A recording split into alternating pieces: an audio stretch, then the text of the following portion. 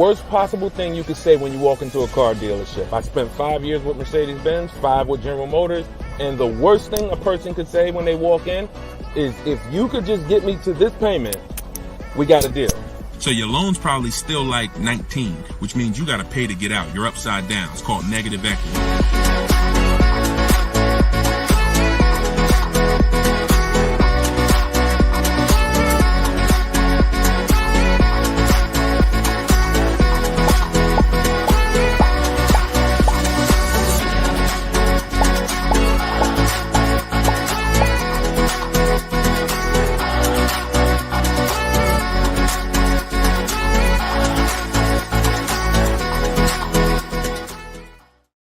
Welcome, everybody. Welcome to episode 7, I believe we're on, of Car Shopping Questions and Answers. We're live. Today is Thursday, 3 p.m. If you're watching this right now, then you are live. What we're going to start doing is we're going to start letting you know, because we do rebroadcast these shows all day, so you can, catch up on them. You can send friends and family to watch the rebroadcast. But right now, you are actually with us live.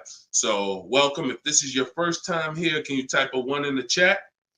Shout out to the first time people. I just want to see how many people are new. You've never seen me before. You've never been on a live show. Okay, Troop Chat, I see you, Troop Chat. Good to see you. I always like to know, because most of you probably have never been on a live with me before. What's up, Black Hummingbird? Great to see you. So hold on, I got Instagram on my phone here. And as you come in, first of all, I want to introduce myself, because you don't know me. My name is Deshone. I go by Deshone the Auto Advisor. I spent 14 years in the car business, 5 with Mercedes, 5 with General Motors, and 4 I ran my own brokerage. Now what I've been doing since 2020 is showing you how to get below market car deals on purchases, leases, used cars, new cars, everything from home. I'm the author of the book, the digital book, Cars from Home, 7 Steps to Saving Time, Money, and Avoiding Dealerships.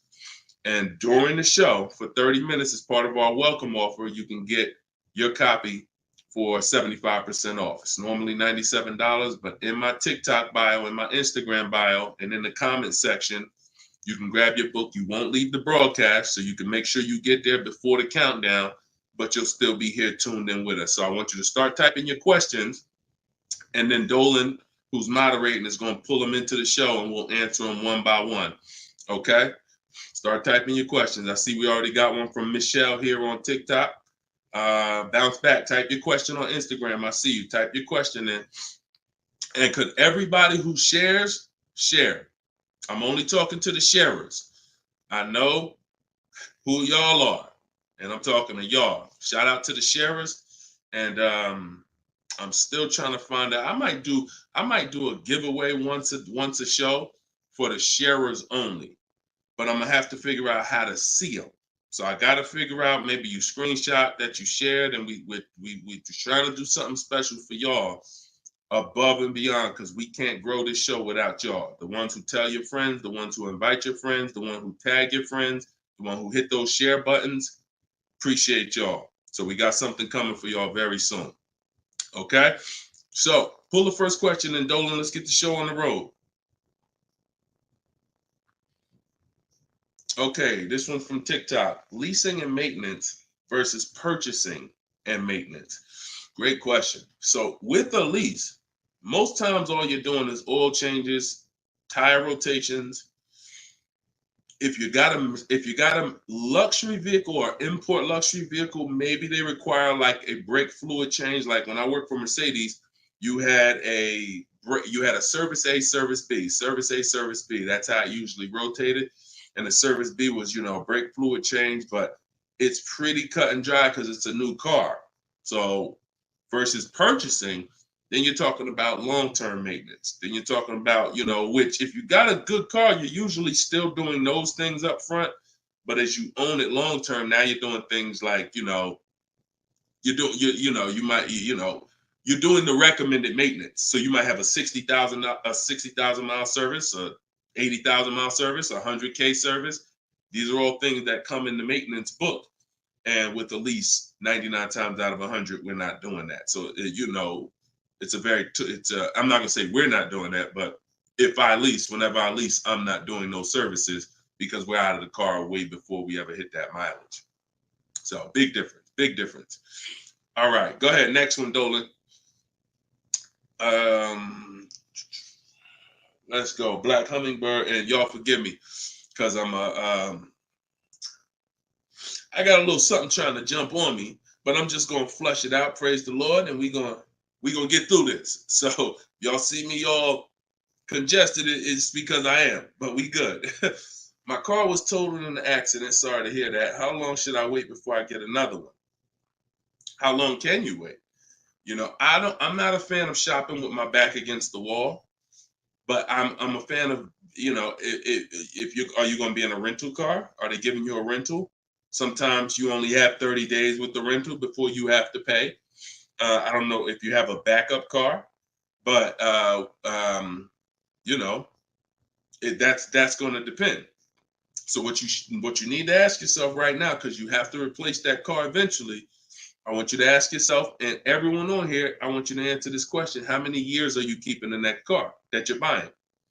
But first of all, who's shopping for a car now, or you will be in the next 12 months? Type me in the comments. If you're shopping right now, like Deshone, I'm in the market right now, or you will be in the next 12 months, type me in the comments. Okay, I see you on TikTok. Anyone shopping for a car? Michelle, she's shopping. Okay, if you're shopping for a car right now, or you will be in the next 12 months, type me in the comments. All right, Black Hummingbird. Yep, I see you. El Rel on YouTube, I see you. Jesus on YouTube, I see you. All right. The first question I want y'all to answer, everybody, is how many years you're keeping the next car? How many years are you keeping the next car? This is very important because this is the buying versus leasing question. How many years are you keeping the next car is the buying versus leasing question. So your Black Hummingbird, when you shop, is going to depend on how long you have. If you got a backup car, then there's no rush. If you don't have a backup car, then you need to find out, are they giving you a rental? You know, because that's going to dictate. I can't really give you any more information without knowing that. So if you want to tap in, follow up, we'll try to get your follow-up question here. All right, go ahead, shoot the next one up, Dolan, and let's see if we can get the follow-up for Black Hummingbird. I'm shopping by used. I don't even know what that means. Go ahead, Dolan. Okay, this one's from TikTok. My third live, I need a used car by June 1st, so lost.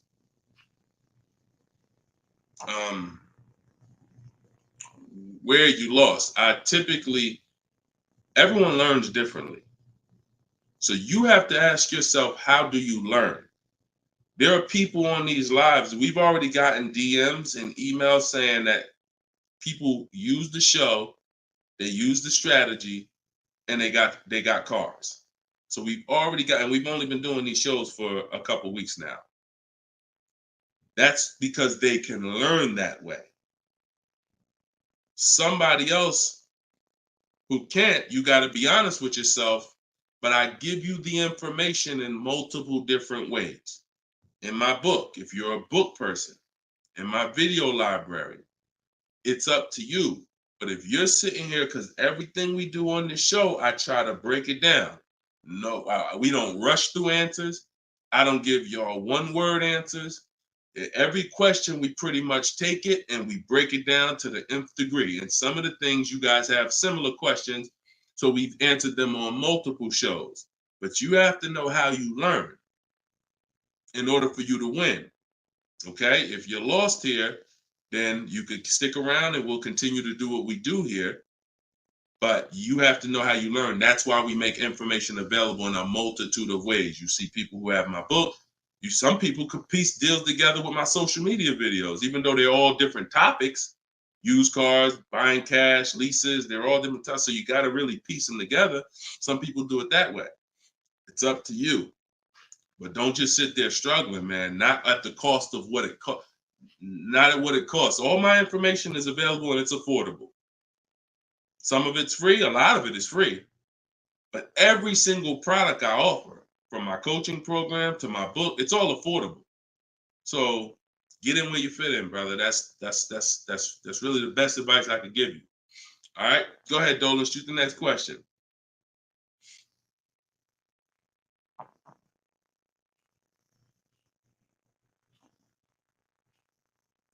Okay, this one's from YouTube. LRel, what's going on? Peace, Deshone. I'm in the market for a used pickup truck for work. Never had one. How do I narrow down a reliable make model?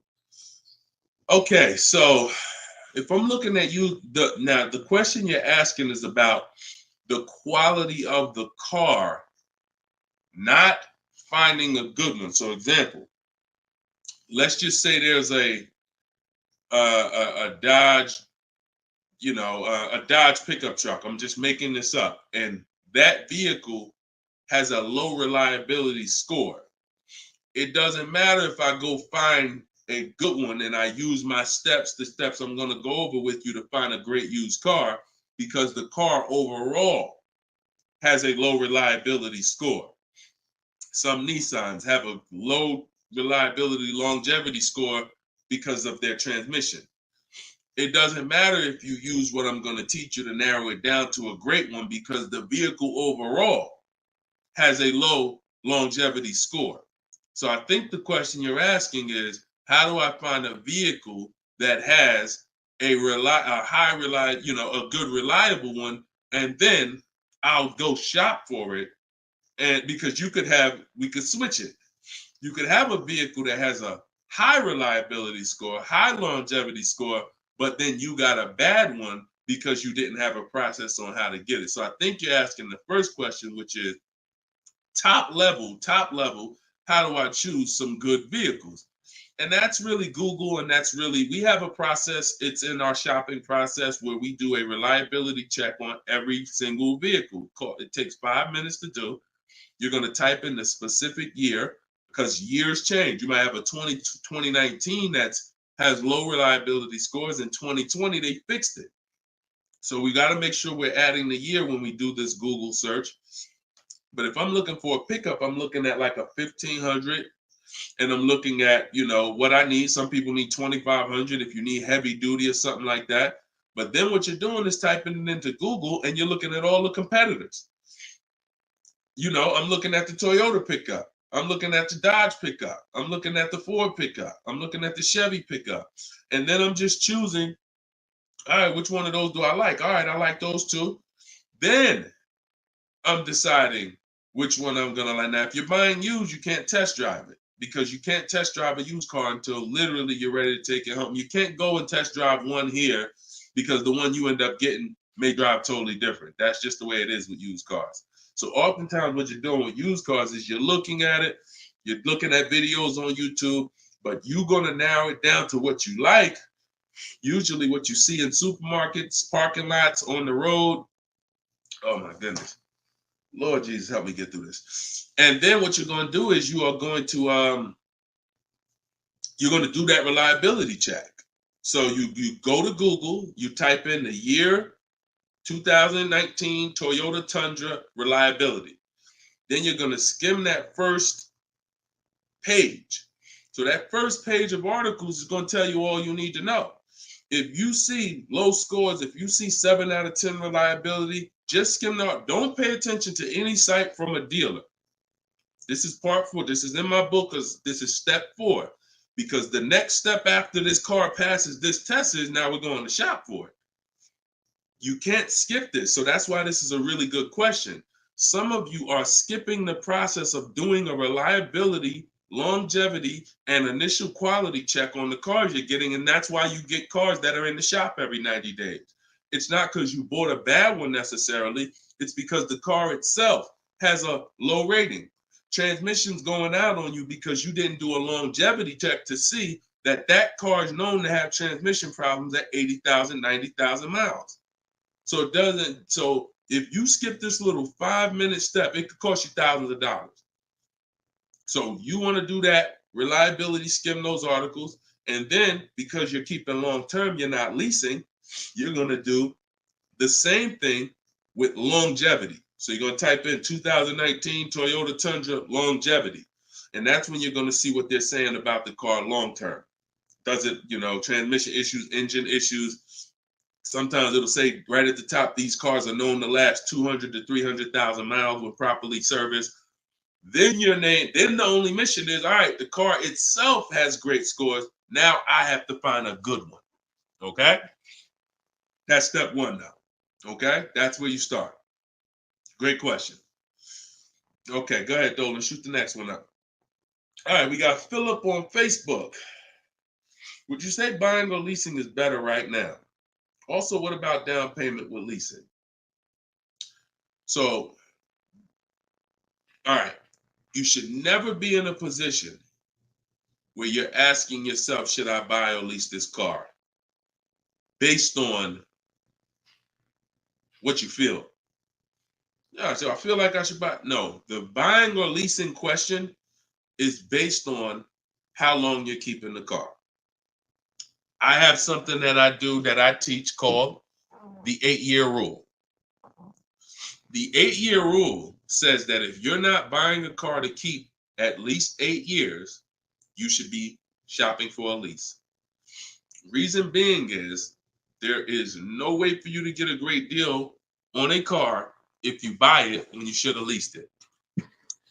Because lease deals, when you get a great lease deal, it's so good, it's so low, it's so much less money out of pocket that it will take a buyer years to catch up with you.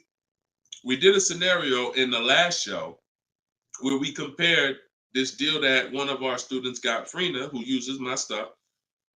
And anyone who's using my stuff is going to get these deals if you follow my process. It's not, you don't have to be great. You could be a bad negotiator. It doesn't matter. As long as you know how to use a computer and do copy and paste, you can get these deals. But we compared her deal, which she got at $579 a month on this $65,000 car, and we compared it to a purchase, which would be literally $900, $1,000 a month. So how do we make this decision? Very simple. If you are not buying your car to keep for 8 years, you should be leasing it, because in the middle, y'all know when I break this out, if you've been on the show before, this is the depreciation scale. This is how your car goes down in value. I know some of you have been taught, I want to buy my car, I drive as much as I want. I don't want to pay for the miles. But you're paying for your miles. Because check this out. You buy your car here for $30,000. A year later, even if you don't drive it, it's no longer worth $30,000. At best, it's worth $22,000.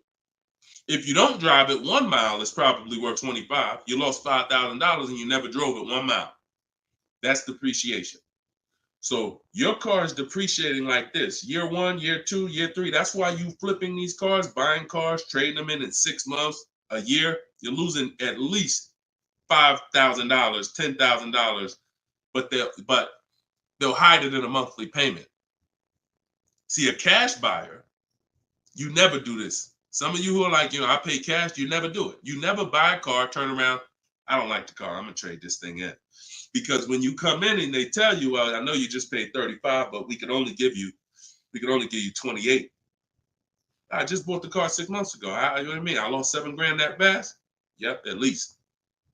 You're like, all right, I'm not doing that.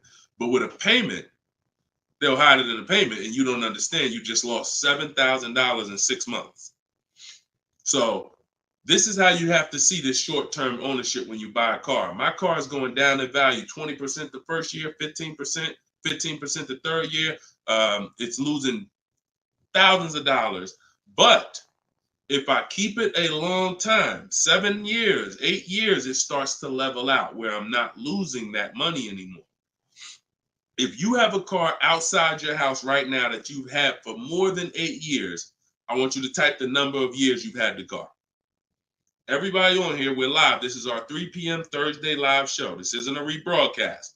So tell me right now, everyone who has a car outside, type how many years you've had the car. How many years? If it's 8, if it's 9, 10, 12. Had somebody on the last broadcast, somebody said they had like a 15-year-old car outside. You'll notice this, Gilda, you got an 11-year-old car outside. Here's what you'll notice. Your car is no longer losing value like this every year. Your car is no longer losing value like this every year. You're going to look and say, if let's assume right now, Gilda, your car is worth, I'm just making up a number. I don't know the car, nothing. Let's say it's worth $8,000. A year from now, it's going to be worth close to $8,000. Probably worth $75,000. That means you've won. So when you're trying to, when you are buying, wow, Carol's Care has a 18-year-old car outside. So that means you've won, because this is how you win with a purchase. And pay very close attention to what I'm about to say. You don't win when you pay off the car. You pay off the car, but your car's still dropping like this. You didn't win yet. You didn't win yet. You win when you actually pay off the car and now the car is not dropping in value. You beat the depreciation. That's when you win purchasing. A lot of people were taught, don't keep the car that long. And that's where you're losing. That's why leasing is for you. Because there's only two ways you're going to avoid those hits. You're either going to keep the car long enough to get to where people like Gilda and Carol are. Look, Big Rich has these are people who kept cars long term, or you're going to get great lease deals where you're paying pennies on the dollar and you're winning. But those of you who are stuck in the middle, we got to get you out the middle, because you are losing the most money. You buy cars, you resell them. You buy cars, you trade them in 2 years, 3 years, you're losing the most money. You lease, but then you buy the lease. You're losing the most money. You're stuck in the middle. You got to pick a side. There's only two ways to win. Great lease deals, long-term ownership. Anything in the middle, you're losing thousands and thousands of dollars in depreciation. All right, we clear? All right, perfect. Shoot the next one up, Dolan. I see you, Luscious. I purchased the book. Awesome. Congratulations. Enjoy it. This whole show is sponsored by my new book, y'all. It's called Car Shopping. It's called Cars from Home. 7 Steps to Saving Time, Money, and Avoiding Dealers. So we have a welcome special. So you can get your book for 75% off the whole broadcast. Well, 30 minutes. It's normally $97, but you can get yours. We're rated 4.94 on Goodreads. You can get yours for $24 as long as you get to my bio before the 30 minutes expires. And $97 is a great price. Because here's the thing. I got a lot of books on my shelf. I cannot tell you a lot of books that saved me a lot of money. And my goal for this book was to be one of the books where you look at and say, man, this book right here has saved me thousands and tens of thousands of dollars. And that's my goal for the book. And we've been doing well at that. So, all right, this one's from Instagram. Mission Green. I'm in a purchase for 2 years with negative equity.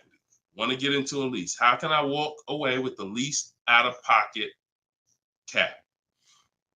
So, you're in a purchase right now. You realize, Deshone, I'm not keeping my cars 8 years. I want to transition to a lease. Okay, so what you're going to do, the first thing you're going to do is an equity assessment. Equity assessment is when you find out you're going to get the highest bid, because we never sell a car. We don't trade cars. We never replace a car without getting bids on it. We never buy a car without getting bids on it. We never take a loan without getting bids. So what we are doing is we need to get bids, because bids are going to tell us what is the highest offer we can get for our car, which means that would be the smallest amount of negative equity we could possibly have. So as you get these bids, you're going to get your payoff from your bank, call your bank, get your payoff, then go to CarMax. We like to get 6 bids. CarMax, Driveway, Carvana, Kelly's Blue Book Instant Cash Offer. Do not use kellysbluebook.com. It's nothing but a marketing website that it does us no good. Kelly's Blue Book Instant Cash Offer. Auto Nation Sell My Car, and Car Guru Sell My Car. Now, that'll get you 6 offers. And once you have those 6 offers, you'll know this is what my best case scenario is when it comes to my negative equity. That's my best case. There's 2 ways to get out of negative equity and get a car. There's 3 ways to get out of negative equity, but one of them doesn't lead to a car right now. So we're talking about the first option. That's what you do, and you want to pay the difference. So you're going to get all those bids, and you're going to look and say, okay, I got a $4,000 negative equity if I sell my car to AutoNation.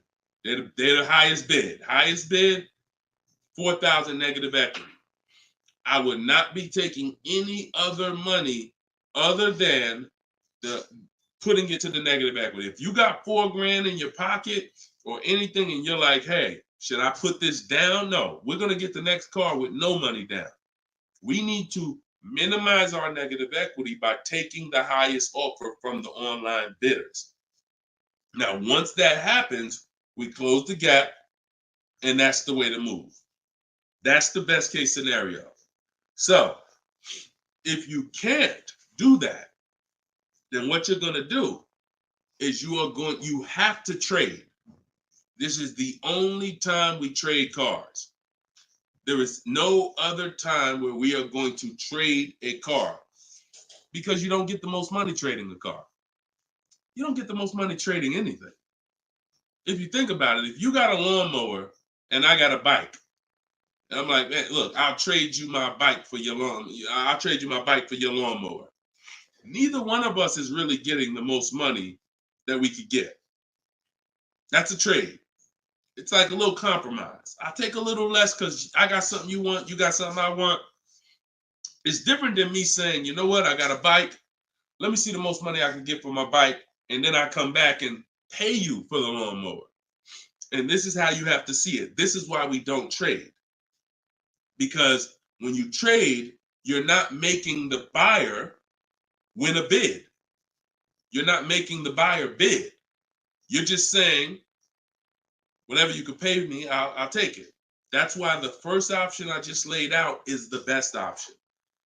But some of you don't have the cash to pay the difference. So you have to now forget about the old car right now. You shop for your new car and you get bids. So let's just say in that example, I find out I'm you. I can't cover the difference and sell to the online bidders. Now I'm going to start shopping for my lease. So let's say I'm shopping for a Jeep Grand Cherokee. I get my offers. I find out who wins the bid. I identify you're the highest bidder, and I'm going to that dealer and saying, okay, you're the best bid. Can you tell me what you could pay for my old car? I'm not telling them what I owe. That doesn't matter. I'm just seeing, what could you pay for my old car? And then I'm going to have them get an offer. Now, it's not, in 99% of the time, you guys, it's not going to be what you thought it was. If your highest offer over here with the online bidders was 22, do not think that dealer who won the bid is going to say, I'll give you 22. They probably say, the most I can pay for it is 20. And you have to take it because they can't win both bids. That's just almost impossible. The fact they're going to outbid all their competition on the car you're trying to buy from them. So I beat all these other Jeep dealers to win your business, and I'm going to beat CarMax, Boom, Driveway, all these other companies and pay you more for your trade. That's not going to happen. So that's why I say the first option is the best, because the second option, you're going to have more negative equity because the dealer cannot pay as much as the online bidder. So now that's what you would do, and you would tell them, okay, please add it to my deal, and you'd have to roll it into the lease over there. Third scenario where you can't get out is if you have too much negative equity. You're either going to need cash or you're going to need to pay the loan down. It's that simple. Because when you bring that negative equity over, the bank only has a certain amount that they're going to approve. If you're buying a $40,000 vehicle, they're not going to approve $55,000 because you got all this 10 grand negative equity, 12 grand, you're just trying to slap it on. You can have a 900 credit score. That's why I call negative equity the bad credit for people with good credit, because it can literally prevent you from getting a car. So that's when you have to pause, or you got to put money down to try to get within the loan to value ratios. And that's why I say stay out, get out of negative equity and stay out of it. And 99 times out of 100, the reason for your negative equity is you don't lease. You don't lease. You buy cars, you take out 5-6 year loans on them, God forbid longer, 7 years, 8 year loan, and then you trade those cars in before the loan's paid off. That's what's happening 99 times out of 100 to cause people negative equity. And we got and that's the cause. So I just gave you the solutions, but I also want you to know the cause. And that because you're already moving to a lease, you already understand, which is good for you. You already understand, all right, I'm not buying cars anymore until I want to keep something 8+ years. I'm going to start leasing. So this should be your last time ever having negative equity. Okay? Great question. All right, Dolan. Let's throw the next one up. Great question, Mission Green. All right. We are live, y'all. It's our Thursday, 3 p.m. live show. Shoot your questions in. Dolan's going to pull them in one by one. We're going to try to get through as many as we can. What's the best way to start about negotiating from the online price? Is this for a new car or used car? This is RT. I don't want to mispronounce your name. How do I get your book? S. Lewis, it's in the comments. Dolan, can you make sure we got the comment for S. Lewis here on YouTube? For those on YouTube, in the comment, we should have a pinned comment where you can just click it. You go to deshonsbook.com, or you might be watching us on a screen. If you're watching us on a television screen, you can scan that QR code with your phone, and you can get it that way. If you're watching us on TikTok or Instagram, you can go to my bio. There's a link in my bio, and you can grab your copy. And you won't leave the broadcast. You'll still be able to hear us, but you can get your copy before that 30 minutes expires and the book goes back up to $97. Okay, when are you really live? I'm live right now, TFD. I don't want to mess up your name. So, all right. So I can't wait for you to answer, but what's the best way to start negotiating from the online price? So let's just assume are you talking about a used car? If you're talking about a used car, here's what you got to know. There's two types of dealers. One dealer posts great prices and sells cars very fast. That's I didn't witness this until I worked for a Lexus deal. I worked for Lexus for like 6 months. It wasn't for me. Great car, but it wasn't for me as far as the dealership.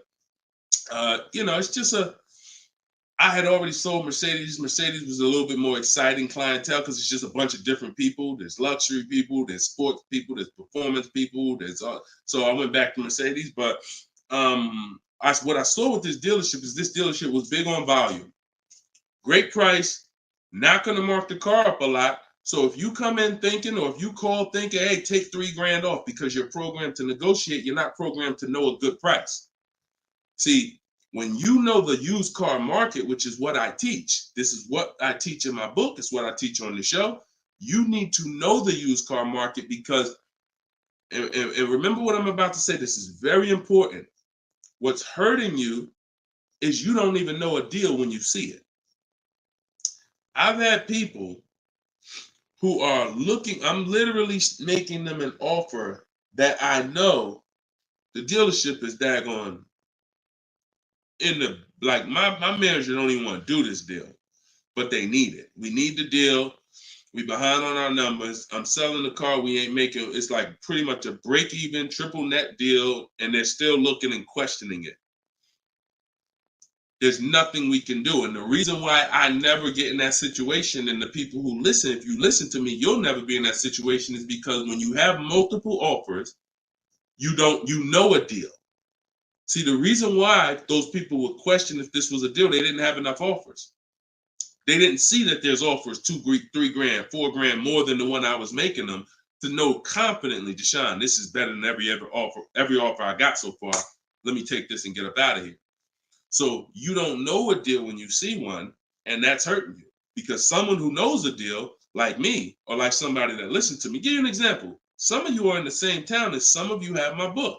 And some of you are actually shopping for the same car that someone else on here is shopping for. that means y'all are competing. So someone who's using my stuff and who knows a deal and who's sitting here talking to multiple dealers while you looking at one dealer slow and doing this, they're going to get that car out of before you even have a time to wonder if this was a good deal. Oh, you know what? That is a good deal. Let me call them back. That car's gone. It's gone. So that's the first type of dealer. They price the cars to sell, and they're not going to be online for more than 24, maybe 48 hours, and they're gone. The other used car dealer is dealers who price them high, and they prepare to negotiate. They're ready because they know people want to see a discount, and they're waiting for somebody like you to come in and say, okay, knock $2-3 grand off, you know.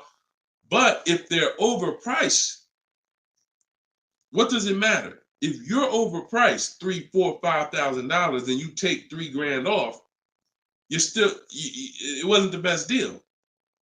So don't think so. Some of the best used car deals, when I bought my Infiniti truck, he literally only had $800 he could give me when I got there. I didn't ask for it when I was on the phone because, again, what I say, I'm trying to teach y'all the psychology. I don't want you to know everything that goes on behind the scenes. I just want you to know what to do. But every now and then I got to tell you why you should be doing this. When that car comes on, and that dealer knows this is the best price in the market, this car is not going to last for 48 hours. You call them and say, hey, could you do another 1,000 off? Click, not even interested. One, the car just got here. I don't know who you are. I don't know if you're serious. Listen, we ain't got no time for that. What we do when we find that best car is we know we've done all our research online from home. I'm on my way. Only thing I need to know is, has the car been smoked in? Because I can't see that online. That's the only thing. We verify that there's no fake fees, because some dealers will price a car low and then they add fake fees because they want you to come without even asking them about the fees. And the second type will, hey, the car's been smoked in, and if you don't ask them, you'll get there and be like, oh, car smells like smoke. That's the only two things we verify. No bogus fees. Nope, hasn't been smoked in. I'm on my way. Then when I get there, we test drive. Car meets our test drive. All right, boom. Can you do another 500 off, 700 off? Because I already know it's the best price in the market.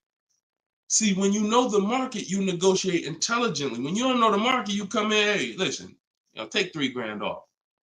You don't realize you look ridiculous. I don't want you looking ridiculous saying, yo, man, I can't do it. You haven't done your research. I don't want you leaving, oh man, that dealer don't want to make a deal. No, you didn't know a deal. And you leaving and you like, oh man, I'm gonna find somebody. So this is the science of car shopping online. This is the science. You gotta be able to know, is this car the best price in the market? If so, I'm not gonna ask for any discount until I get there. Because once they see me, I drove it, they know I'm serious. I know the car's the best price in the market. Hey, can you do another 500? Even if they say no, I know they won. All right, I won. But if they say, yeah, listen, I wouldn't normally do it because the car just got here, which is true. I know that. But, you're here. We want, all right, $500, we got it. Or, hey, look, can we split it? I really don't have the room. In which case, we know they're telling the truth because we know the market. You got it. We'll do it. This is how you get below market used car deals. You don't just stumble onto them. You get what I'm saying? Is everybody clear on that? Type clear if y'all are following what I'm saying. Clear if you're following what I'm saying. You're not going to accidentally stumble into a below market deal.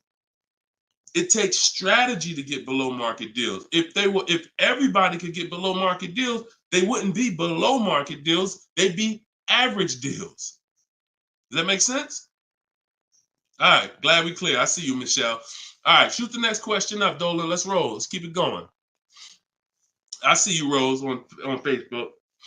All right, Blooming Chosen One from Instagram. Almost done closing at 1%. Let's go. Come on. Come on. That's what I want to hear.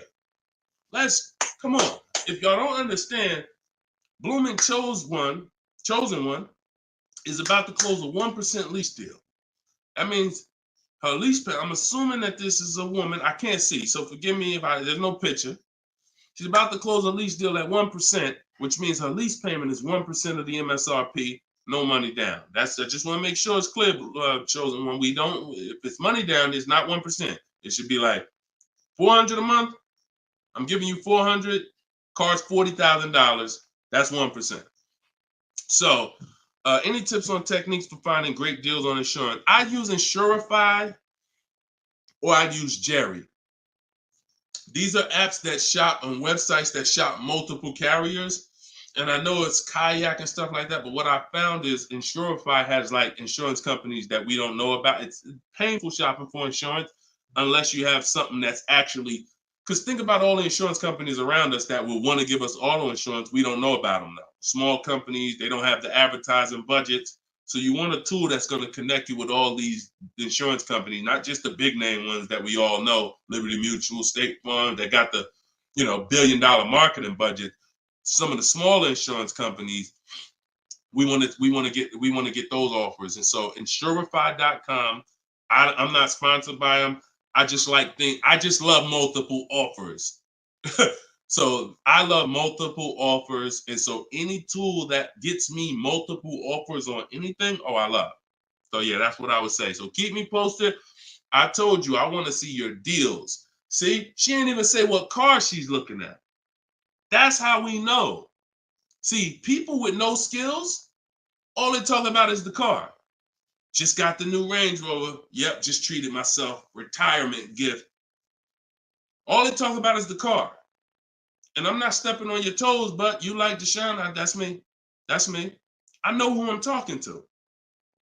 When you start getting skills and buying cars, making people bid 90 minutes from home, using my systems, the first thing that you're excited about is the deal. The car is second, but the deals, once this deal's closed, now I'll get excited about the car. All right, good job. Great job. I love it.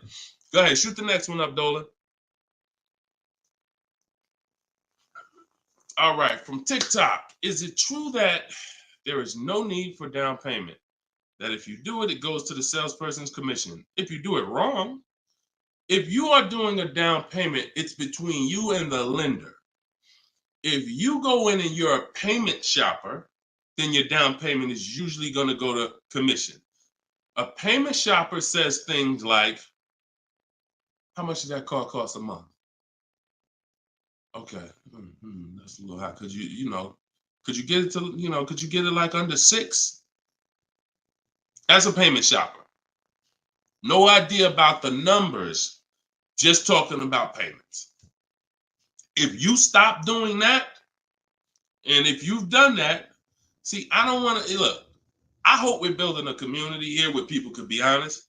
If you've done that, type ouch in the comments. If you've gone into a dealer, looked at a car, and said, how much those run a month? What kind of monthly payments are on those? And I know that there's some people who are not gonna be honest, but this is how a lot of people shop. It's a payment thing. Yeah, okay. I appreciate it. I see. All right. I see we got some.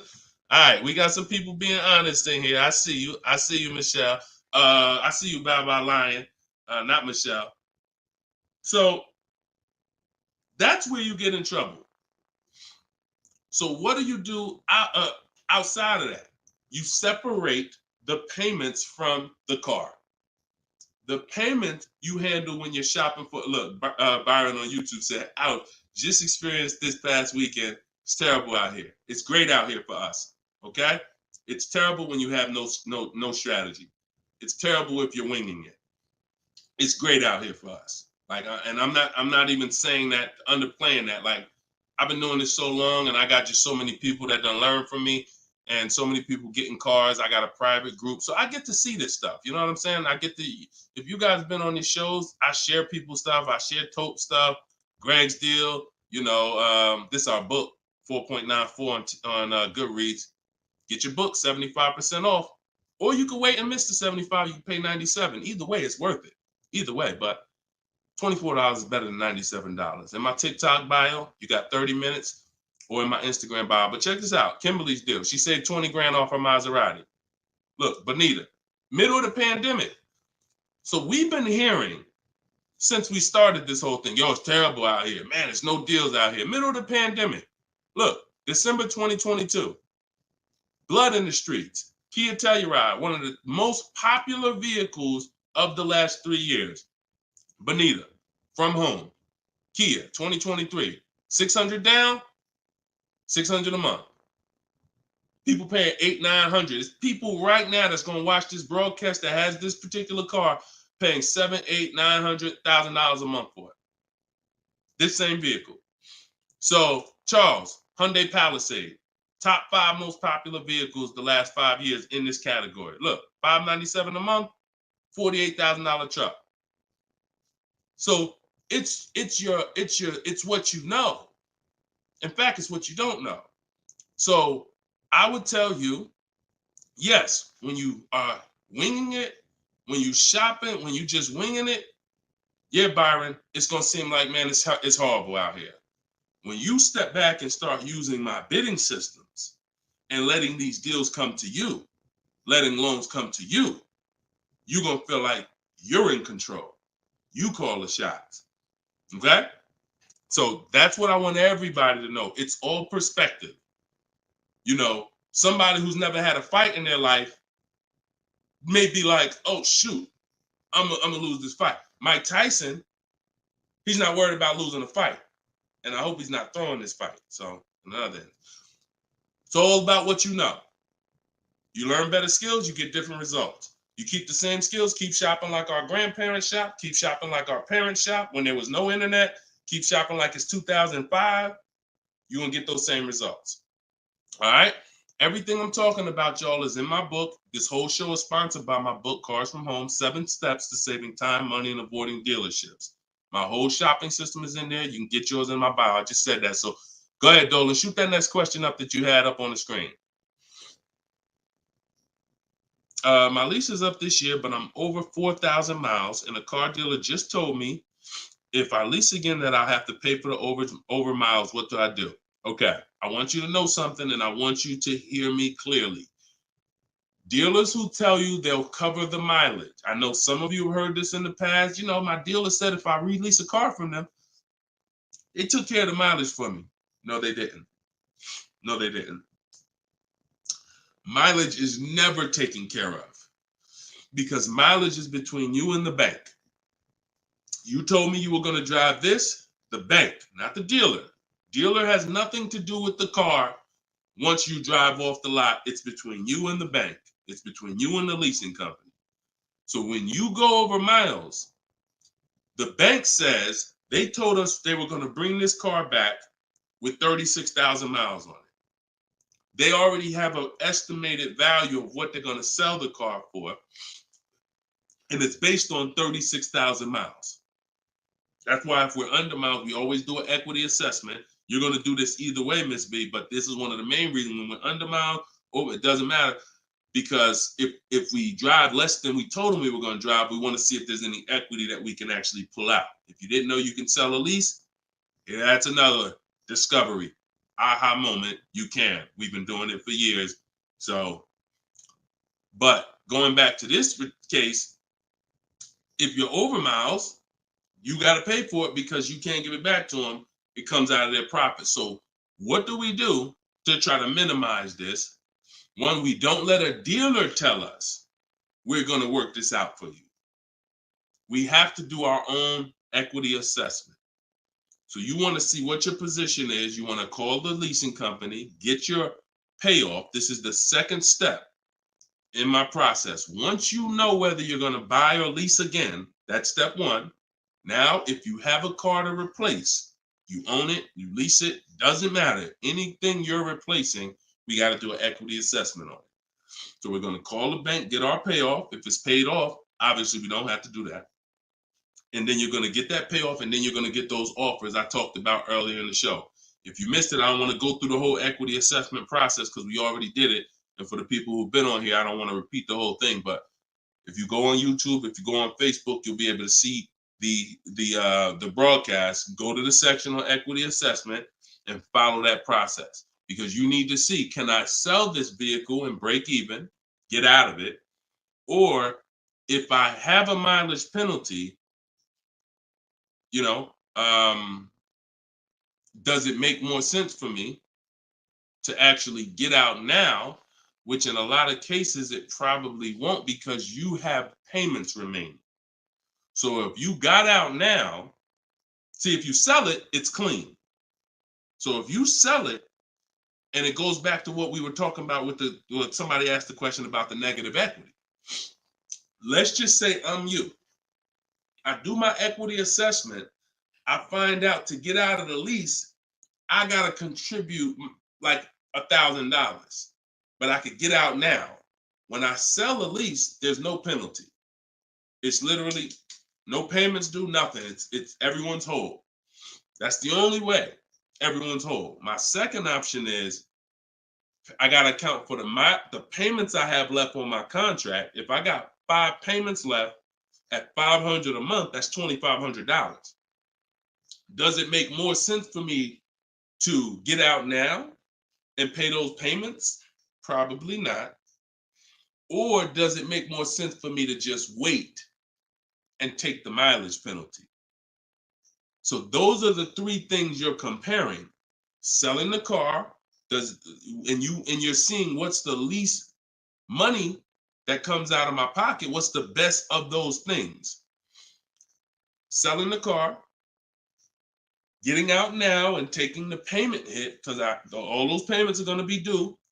They're going to have to be rolled over to your next vehicle, or driving the car until you get close to the end of the lease, and maybe maybe it depends on how much you drive per month.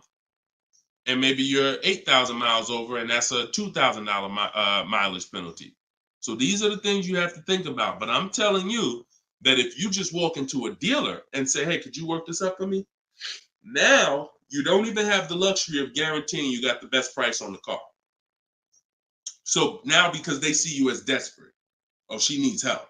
She don't know what she's doing. So let's just work these numbers, move these numbers around, and tell her, hey, we got you to this payment. Does that work? Now you're a payment shopper and you don't even know. Just give me to a monthly payment that makes sense. You didn't realize that you overpaid, and they're packing that deal, and you overpaid by probably $4 or $5 grand because you wanted to let them do it. So those are 3 scenarios, and it all starts with the equity assessment. Because like I said, you might be able to do that equity assessment and find out, oh, I could come up with $1,000 and I'm out of this thing clean right now. Or you might break even. It depends. That's why it's always an equity assessment. Equity assessment is probably everything in our process is important, but my God, skipping the equity assessment, you're skipping probably half of your transaction. Okay? And if you don't know how to do equity assessment, watch the show earlier. If you have my book, it's all in there. It's up to you. Go ahead, Dola, shoot the next question.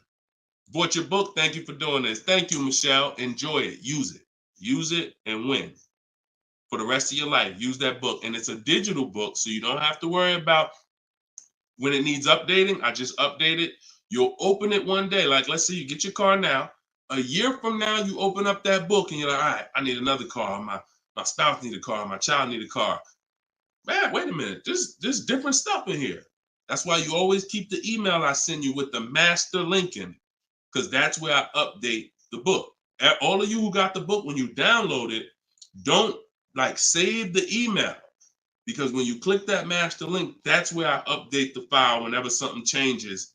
So, and I couldn't do that with a print book. I can only do that with a digital book. Yeah, don't worry. I don't do trades, J. Paul. So if you ever see somebody selling crypto, all of that, like anybody with a decent amount of followers is going to have knockoff accounts. Like, I do car education. That's all I do. I don't do crypto. I don't do none of this other stuff. It's been fake Deshone the Auto Advisor accounts since we was on TikTok. We got 1.5 million followers on TikTok. The fake Deshone the Auto Advisor account started popping up. Nothing we can do about it. You got to watch it, though. Watch it. Okay, this one's from Instagram. Considering a lease of a Lexus electric vehicle. First time lease customer. Do you have any advice shopping for a lease premium electric vehicle? Same process. Same process. My system doesn't change. I'm gonna tell you, there's only one scenario where it changes, but electric cars, look, doesn't matter. Look at Sean. Bids. F-150 XLT electric. Bids. $73,000 vehicle. He got it for 57. He saved over 20 grand. Bids. That's electric. Electric. You don't know what rebates there are. You don't know what's what. Rolls Royce. Bids. Popular cars. Bids. Exotic cars. Bids. Doesn't matter. Process is the same. The only time that bidding is not called for when purchasing the car is with Tesla or any manufacturer where the price is set. No matter where you go in the country, it's the same price. You buy Tesla in New Jersey, same price in California, same price in Minnesota. One price all around the country. You order the car. That's it. I don't care if you have GM supplier pricing. That everyone's doing a different price. Some people are not going to tell you. They won't tell you what the rebates is. Some people, oh, Deshone, I'm a Ford employee. I get Ford special pricing. Bids. Because 80% of dealers are going to lie and not give you the real Ford special pricing. Everything is bids. Put everything under there. All right? Go ahead, Dolan. Shoot the next one up, brother.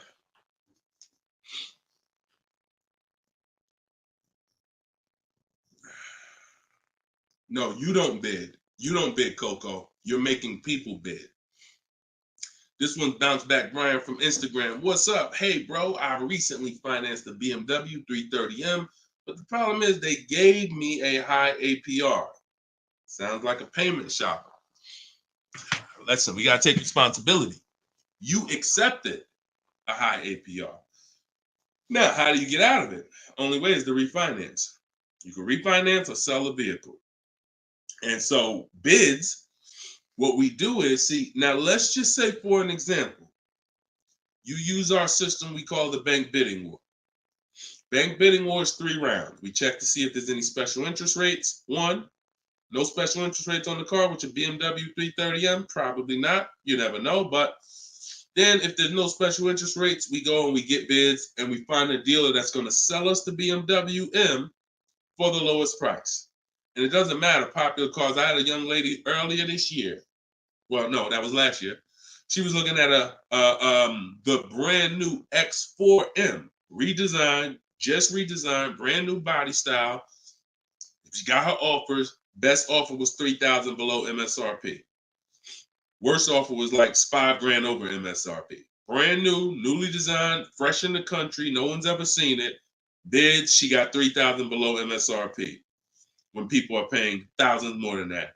So it doesn't matter the car. Now, once we, but that's that's the part where I say you separate the loan from the car. You separate the loan from the car. We find the dealer who's going to sell us the car for the lowest price. Once that's done, now this is when we talk about the second round of the bank bidding war, which is my bank, my credit union, online lenders, not the dealer yet. The dealer is round 3. The dealer's banks, the dealer's credit unions, that's round 3. That's the final round. Second round is I'm coming home, getting my bank, my credit union, online, giving them my information, going online, car loans online, looking at everyone that I can find that gives car loans in my area, letting all these people run my credit, because if you do this right, it doesn't affect your credit other than one hard inquiry. It shows all the inquiries on your report, but when you rate shop using the bank bidding war strategy, at the end of the window, it only weighs on your credit like one hard inquiry. But you got to do this in this small window. It takes 2 days. First one is all of those bank, that's the round 2.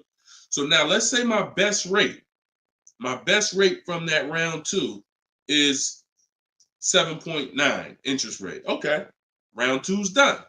Now I'm calling the dealer who won the bid, who has my car waiting. I already reserved it. And I'm saying, okay, my bank or this bank gave me 7.9. If you guys can beat it, I'll give you the business. Now round 3 starts. with the dealer going to work. That's when the dealer's bank. See, the problem is the dealer was your first offer for financing, or one of your first offers. The dealer, when properly done, is our last offer. And so if he came back and at the end of those rounds, 8.99 was the best rate, you wouldn't have a question. You wouldn't be questioning it. You wouldn't be saying, oh, man, how do I get? You would still be considering refinancing because that's still the solution. Whenever rates get lower, you refinance. But you wouldn't be it wouldn't be they gave me that. It would be that was the best rate available at that time. So that's why you need to get bids for future reference.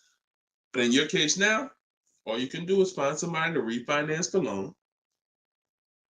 And that's what you do. Type in car loan refinance online. Call your bank, call your credit union. Hey, I'm looking to refinance and see if they can be 8.9. Okay. For future reference, though, bank bidding war. Okay. And that's we gotta we need to. I want to get you to the point. You gotta. It's up to you.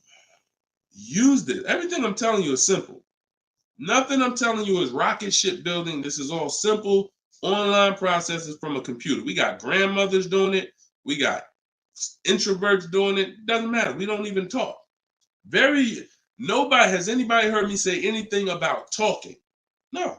We're using online tools to get these processes done. That's why they work for everybody. If you had to talk, then yes, you could mess it up. But this is for the future reference. We want to guarantee that we got the best price. And the only way we're going to do that is with bids on everything.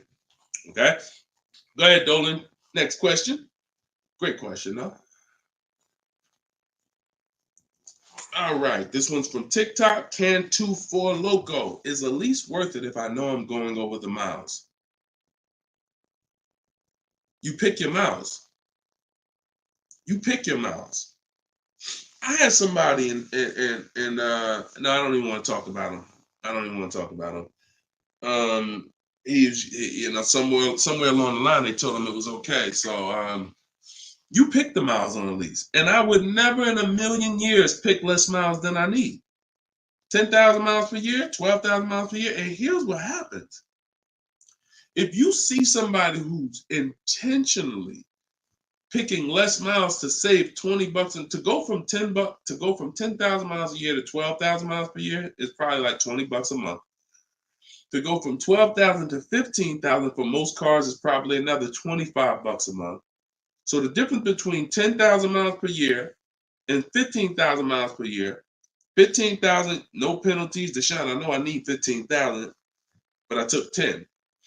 So you're going to do 15,000 anyway, and you're going to be penalized for the 5,000 per year over at 25 cents a mile.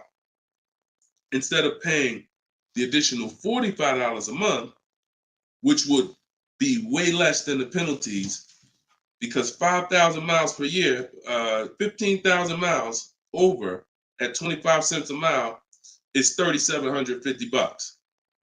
$45 a month times 3 years is $1,620.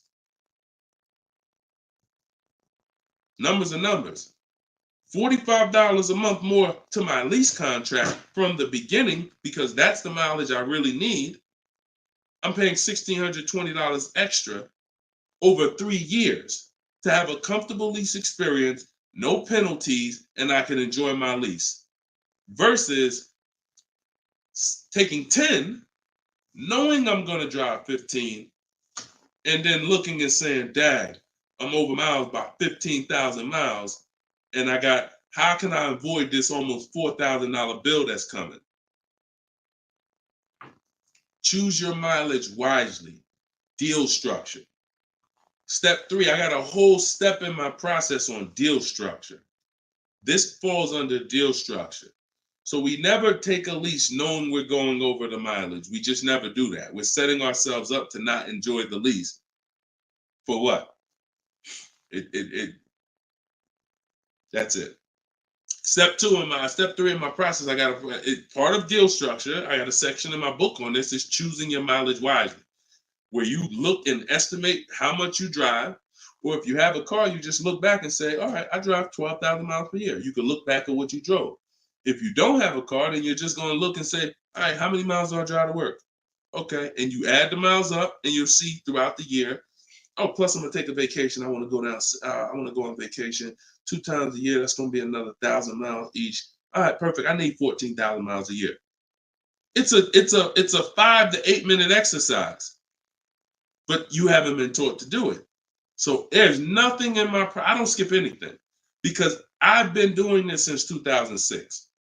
I've seen thousands of scenarios working in dealerships, General Motors, Mercedes, thousands.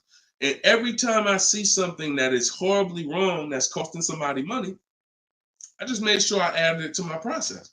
Okay, I'm gonna make sure anybody who listens to me doesn't do that, because this is what happens when they do that. So we got to choose our mileage wisely to actually enjoy our lease. Okay.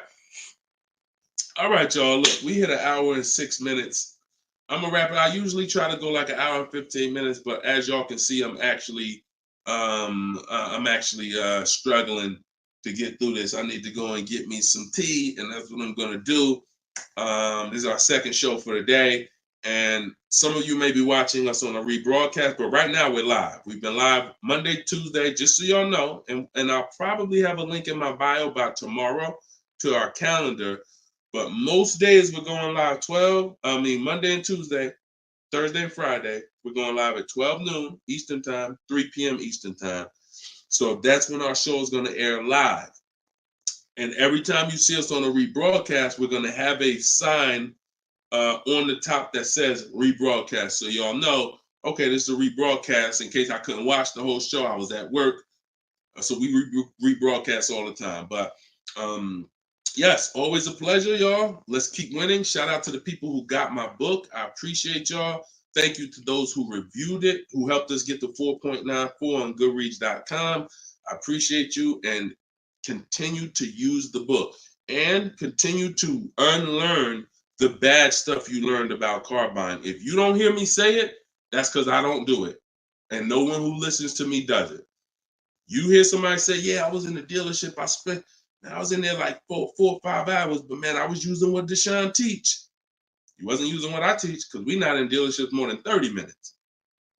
30 minutes, tops. If we in there for more than 30 minutes, you could clearly say, this ain't what Deshone teach, because I'm only here to test drive, or I'm only here to pick up my car if they don't deliver. That's the Cars from Home way. So you can get your book in the bio, 75% off, as long as you didn't miss the countdown. Even if you missed it, it's $97. Great price, but all right. Let me get up out of here, y'all. And always a pleasure. God bless y'all. And make sure you like and subscribe if you enjoyed the content. Tell a friend. All right. I'll see y'all on the next show. God bless you all.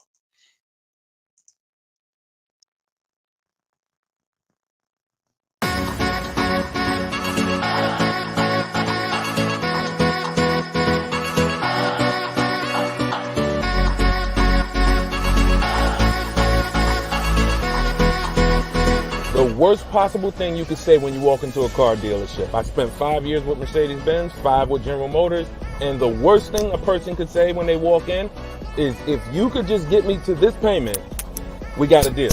So your loan's probably still like 19, which means you got to pay to get out. You're upside down. It's called negative equity.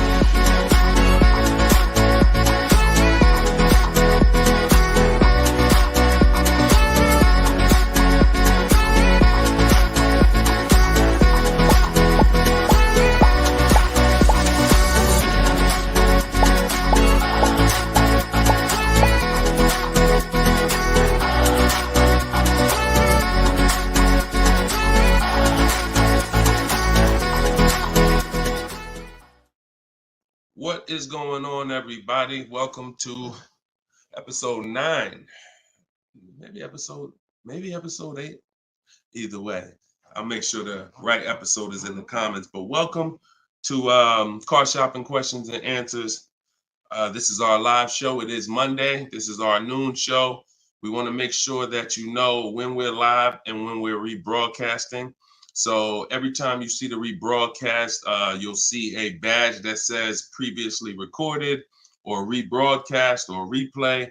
But whenever you don't see that badge, then you know we are live, and you can engage with us and ask your questions, and we will make sure that we get through as many as possible. So come on in.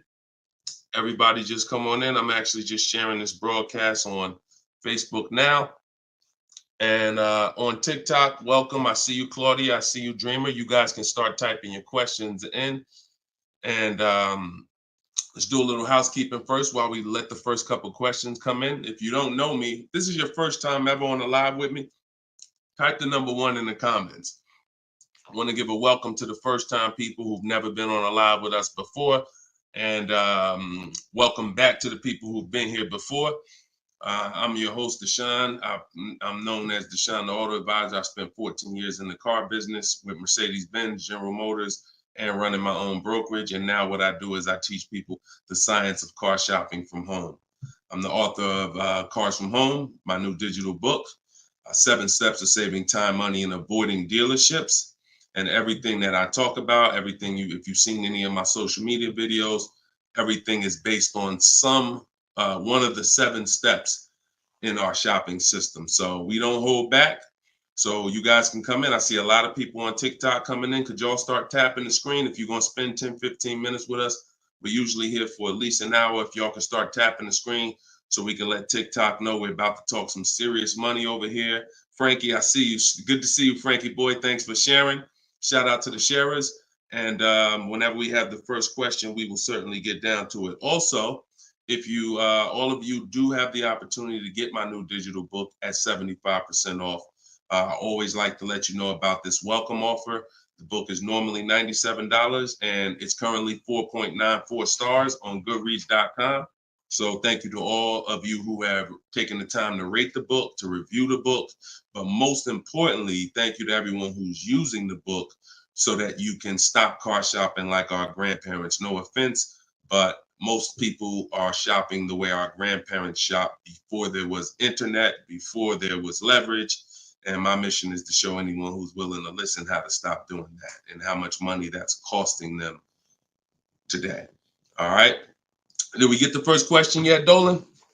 If not, then listen, you know I could keep talking. Okay, here we go. Instagram. Shout out to Instagram. All right. How long should you wait to refinance? It's a good question.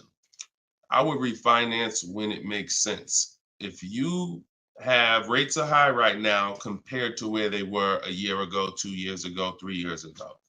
So if you guys are in a higher interest rate than you could qualify for today, then you want to refinance as soon as possible. If you have an 8% rate and you could refinance to a 6% rate, you guys know on this show, if I talk about the money, 2% on a $30,000 loan is thousands.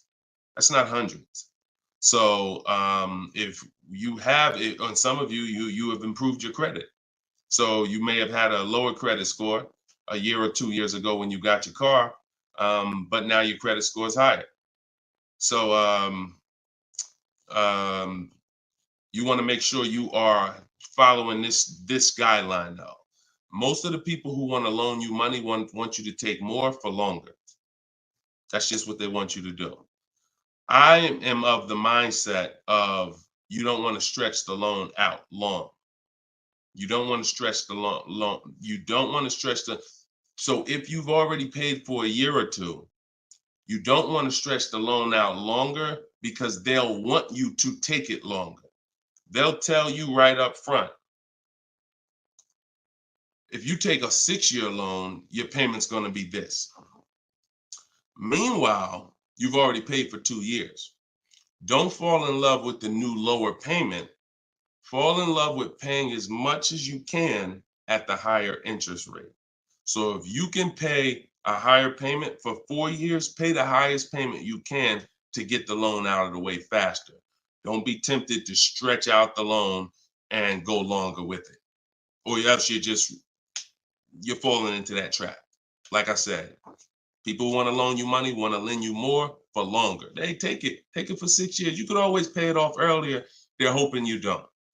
Okay, so that's typically the rules of thumb that I like to follow. All right. This is from Instagram. Well, this is Luna. I was desperate and just got the first deal. I set a very high payment. Can I refinance for a smaller amount? Luna, weren't you on the show a couple days ago? I was desperate and just got the first deal. I set for a very high payment. Can I refinance for a smaller amount? It's probably going to be early for you to do that. Did you? Hold on one second. If you hold on, let me open the Instagram comments so I could actually see. I know Dolan's bringing the comments to the show, but I want to make sure I could actually see the Instagram comments. Hold on. Okay. So because if you just got the vehicle, I mean, you could try to refinance, but it depends on how high of a rate they gave you compared to what you could have gotten if you would have followed like our bank bidding war process. You bought a brand new 24 Mitsubishi. Okay. Haven't you been on the show, Luna? This isn't your first time, right? You've been here. You've been with us for a couple. You've been with us for oh, it was in December 2023. Okay. I appreciate it. Thanks for the information. That's why I wanted to see the comments so I could actually have the dialogue with you. Yeah, I mean, that's all you could do. You could try and you could try to refinance online. You can go on Google and type in auto refinance online and start to see what those companies look like and see if but you need to know your rate, and then you need to know what the companies that'll refinance you are offering you and see if it makes sense. If you got a higher rate than you could have gotten, then certainly you can refinance. If they got you the best rate that you could qualify, then you may have to wait a little longer, but usually, it doesn't hurt you to check, especially if you're in a considerably high interest rate. You certainly want to see if there's a possibility, because like I said, 2 points, 3 points on an interest rate is thousands of dollars, not hundreds. All right, TikTok, y'all gonna spend some time with us. Can y'all tap the screen and shoot the likes up if you're gonna talk money with us? Here's the thing, y'all. I'm gonna be honest with y'all. Y'all know I've been this way from day one, and I can't be any other way. I'm considering, and some of you know, I'm gonna tell y'all a story because I'm gonna keep this real, real, real, right? So in 2021, we did a podcast. It was called the Auto Advisors Podcast. The Auto Advisors Podcast got 10,000 downloads in the first 90 days, which was a great metric for a new podcast. I stopped it. You know why? Because we're in the way the podcast is, and I'm just keeping it 100% with y'all. I'm never gonna stop doing the information, but if people don't engage with the show, then we'll just keep the rebroadcast going. The rebroadcasts are great. I'm 100 for my lifestyle, for my getting the information out. We do tons of free social media videos. I just don't want y'all to be questioning, Dad, why Deshone not doing the live show anymore? Because the live show needs to make sense. I've been telling y'all to share. I look at the shares. I see the people who come regular. I see not a lot of people share. All good. I just want y'all to know that when you can't ask the questions and you got to just do the rebroadcast, that's going to be the reason why. That's really going to be the reason why. Because we can sit back and we can let this live stream go 24/7. I love it. Dolan runs it. It's great. We sell a lot of books throughout the day. People get their questions answered. It's great. If y'all like Deshone, I would really like to ask questions and have the opportunity for my family to ask questions and get their questions answered, then y'all gonna have to show up. Y'all gonna have to show up. It's always been that way. Now, we're gonna have information everywhere for you. Free social media videos, my free masterclass is in my link in my bio. But if y'all want to keep this show going this way live and not just see 24/7 rebroadcast, then y'all gonna have to make sure y'all show up. And if we don't see the likes and we don't see the shares, then it's all good. That tells us everything we need to know.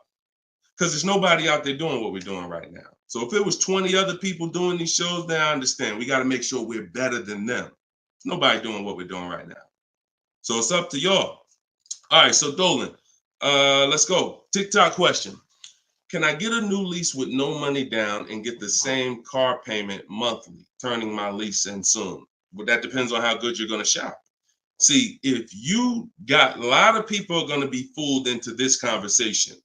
Car salesman calling them saying, hey, I could get you out of your lease, keep your payment the same, and you'll be good. That's the conversation they're going to go for.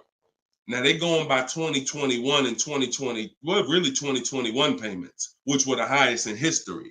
And what they're depending on is they're hoping that most people don't ask a question. You already been paying this, you already been paying the high payment. What if I could put you into 2024 for the same price?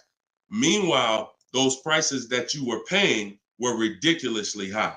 All through the pandemic, most 99 probably percent of people were paying ridiculous payments. That's why I always show Bonita.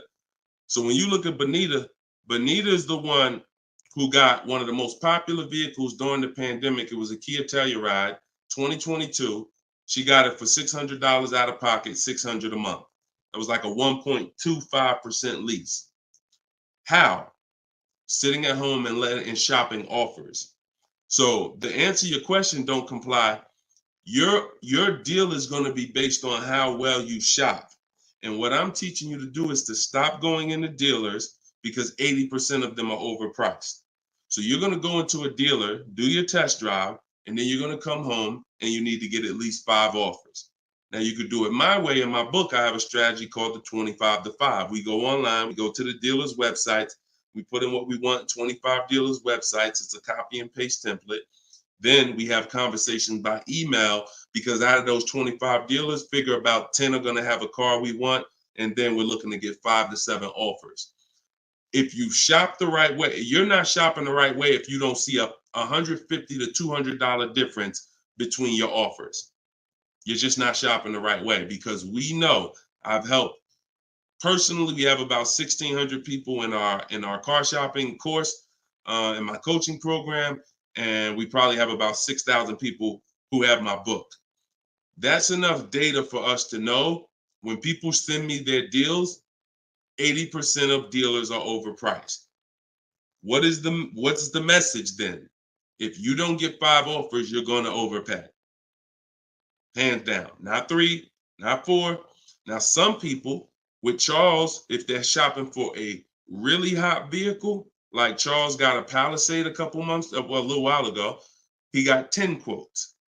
So he reached out to 35 dealers. But look what he's paying. $48,000, almost $49,000 vehicle, he's paying $597. And both of those deals were no money down. So if he didn't know how to shop, then he would be paying $700, $800. Some of you may be looking and saying, Deshone, man, I got a Palisade and I pay a lot more than that. Or, hey, but that's going to depend on how you shop. You must get at least 5 offers if you're truly going to see the bottom of the market, because 80% of dealers, 4 out of 5 are overpriced. So certainly you could do deals with no money down. It's not even a question. And don't pay attention to commercials, because what you'll see is neither one of those 2 deals that I just showed you were from a commercial. They'll probably, when you look at what a commercial says you can lease a Kia Telluride for, especially or a Palisade for, especially a $50,000 Palisade, it would be a lot higher than this, and it would be with 1,000 down plus tax plus fees. That's why you can't pay attention to commercials. So that's the answer. Don't pay attention to commercials and get at least 5 to 7 offers. If you do it my way, it's quick. Takes about 20 minutes to contact all the dealers, and then you're using my email templates. Because what you got here, this is very important, you guys that are going to have conversations with dealers by email. You must know how to keep the conversation on your terms. You must know how to keep the conversation moving forward when people ask you, hey, can we get on the phone? Hey, can I get your phone number to call you? Hey, when can you come in? You must know how to have the conversation stay on your agenda. That's why I wrote the scripts. But even if you're not using my book and my scripts, make sure you are committed to staying the course, that you're not getting on the phone, you're not coming in, and that you're going to be shopping from home. Okay? Because salespeople will try to get you to come in. All right, go ahead, Dolan. Shoot the next one up.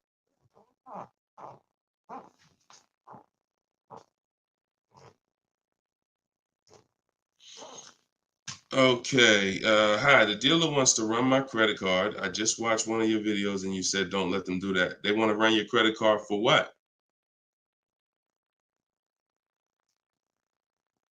Let's give Bless the chance to type. Are you purchasing something?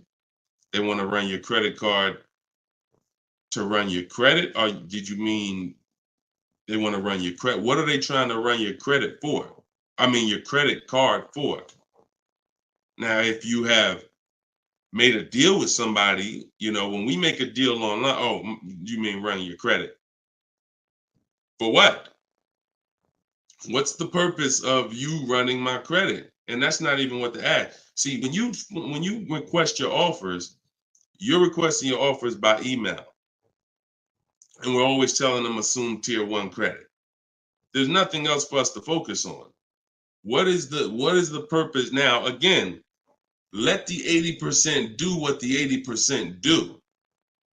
Lie, tell you stuff. You need to have other dealers in your inbox to know. Sometimes people say, well, Deshone, this dealer said, this one dealer said they don't lease. I said, okay. How many other dealers that you talked to said that? No one yet. Okay. When 80% of them say that, that means they don't lease that car. One dealer, they might be having customers come in, don't know what they're doing. Oh, yeah, no, we don't lease. Oh, okay. Well, I guess how much is it to purchase then? So let the 80% do what the 80% do. When we shop by the numbers, and when you shop by the numbers, you win, because if this dealer lies, the other dealer is exposed that they lied. So one dealer says I can't lease, and then 4 other ones give me a lease offer. Clearly, you were lying.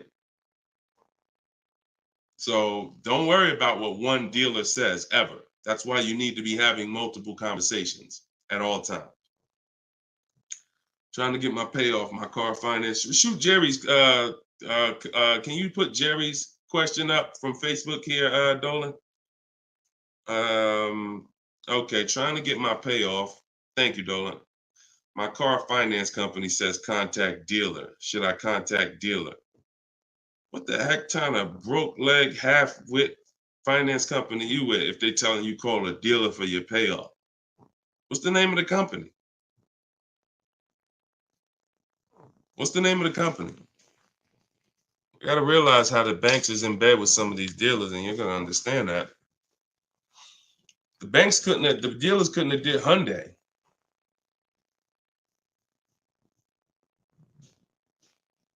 Why would they tell you contact the dealer for your payoff? Scumbag. I would call and speak to somebody else. The dealer has nothing to do with the car. If you don't pay that Hyundai, you don't pay your payment for 3 months, is the dealer coming to get the car, or is Hyundai coming to get the car? No, forget about the dealer. The dealer is just a franchise. They're there to sell you the car and put the deal together. Once you drive off, it's between you and the bank. It's between you and the leasing company. So why would the bank be telling you to go to the dealer? It's kind of like they're sending you, all right, so if you're calling for your payoff and the dealer says, oh, well, I'm going to charge you this much and this much and this much, because people will try to get their payoff, or people tried to buy their leases out, which is a terrible idea in most cases, but people were doing it and dealers were charging them a lot of money on top of their payoff, charging them fees on top of the payoff to buy their own lease. So I would call Hyundai and I'd ask for somebody else. I literally try to escalate that. Can I speak to a manager? Can I speak to somebody? Why are you telling me to call the dealer when the dealer is not who? The dealer has nothing to do with the car anymore at all. From the day you bought it, it's between you and the bank. You're the one that I owe. Why can't you tell me my payoff? And I would speak to somebody until I can get somebody on the phone who can give me an intelligent answer. That's ridiculous. That's ridiculous. TikTok quiet today. Y'all quiet on TikTok, boy. What's going on? Are y'all gonna send questions in? Let's keep them coming from Instagram then. TikTok, y'all usually be the ones sending the most questions. Let's go. What's up, Ron? What's up, James? Let's go. Type in your questions if you want. Let's go. We'll be here for about an hour. Deshone got the ebook. Sent email templates out, got responses, perfect. Using the counter offer calculator, perfect. And they usually, and they either stop communicating or say I have to come in to do any further negotiations. We have scripts for that. We have scripts for that. No, none of the other dealers I speak to have said that. Just go to the script. Every single thing is a script because I know what they're going to say. I had to use those same templates. So always keep the conversation. When you make the last counter offer, it's always a question. That counter offer is a question. So now when they come back and say anything, you look for the script that replies to that and keep the conversation moving forward. You know, once you send the counter offers, now you're just getting to the point where you're trying to see who's the best one. That's it. The counter offer calculator makes counters based on the best offer. So whatever that best offer is, it counters everyone. See, and they may stop communicating because they're already high. So if somebody gives me a 1.1% lease and other people give me a 1.4, 1.5, 1.6, when I counter, I'm countering based on the 1.1. Because once one dealer gives me that type of discount, I know that y'all just choosing not to. That's why if they say, how'd you come up with that number? The script is always, it's a little bit lower than my best offer I have already. So they know you can act like this is the bottom price that you have, but we already have the best offer here. That's why we always put in the offers, and the counter offer calculator creates the counter offer based on the best offer. I don't care if none of y'all reply anymore because y'all already showed me y'all are overpriced. So I'm gonna let you know that based on my counter offer, I know this deal could be done. And if the lowest offer, which may happen, says, look, I don't have no more room, I gave you the best, and I snatched that offer. As long as you got 5, then that's really the bottom. And that's the purpose of the counter offer, is to make sure before you close the deal, you have made a counter to make sure you know where the bottom is. But don't let them respond. Forget it. They probably, oh, he made this low offer. You know you could do that deal, but that's all right. I'll get the car from your competition. All good. All good. All right, next question, Dolan. All right. All right. That might not have any other questions. I have an isolated event. Car was totaled. Check getting cut this week. Can I pay to speak with you 30, 60 minutes for the single purchase? No. No offense. I've been helping groups. You gotta understand, y'all. Look, I have been helping groups buy cars. Look, let me show y'all something, okay? And I'm saying this so y'all understand, right? Since 2021, this is my private group right here. All right. This is my private group. We have 1,400 people in the group. Now, not everybody who joins us in Maps Academy joins the group, because some people just don't come to Facebook. They'll come on my Zoom coaching calls. But this is how I help people one-on-one. Not even one-on-one. This is how, when you see, can everybody see this? I just want to make sure everybody can see this. This is how I work with people. If you're getting my book, you got my book, you got my strategies. This is what we've been doing. Look at the dates. Look at the dates on these cards. All recent. So I don't work with it. It makes no sense for me to work with somebody one-on-one. I don't have to. The people who have been in my group since 2021, we get to the deals, because there's no situation that you're in that's a special situation. I guarantee you that. It doesn't matter. I've had thousands of scenarios. Nothing that you have is special where it requires this special process. Your car got totaled, you need a car, you're going to follow the 7 steps. That's not going to change. If you don't have a car, you can skip the equity assessment. The rest of the 7 steps apply. It doesn't matter. You think you need a special plan. No, you need a plan. And that's the plan that I have in my book or in my group or what I'm answering here. So you can feel free to ask your question. But your situation, this is very common. There's probably 1 million people around the country in your situation right now. Car was totaled, need a car. Common, very common. I know it's like overwhelming for you, not for me though. Super common. Okay, yeah, check your spam, Jerry. Check your spam or your junk folder. All right, Troop Tip. You see that question from Troop Tep on TikTok, Dolan? Unless you got something before that. All right, another one from Instagram. I'm looking to get an electric vehicle, and I'm not one to keep cars. I'm interested in getting a lease, but don't really know how the process works. You must get bids. You must get multiple offers, or you're going to overpay. Electric cars, doesn't matter. Same process. Bid, exotic cars. When you look at, Sean's getting an electric truck. He probably got it already. But he sent me this message, and he was looking at a $73,000 F-150 Lightning. He ended up getting $20,000 off the truck. Now he's buying it. He's not leasing it. So, Taupe had an electric BMW lease. She got a BMW i4 e-drive, $54,000. She got her bids. She ended up saving $8,500 total with the rebates and the discount. She's paying $690 a month for a $54,000 vehicle. So these deals that you're seeing, these are real deals. These are below market deals.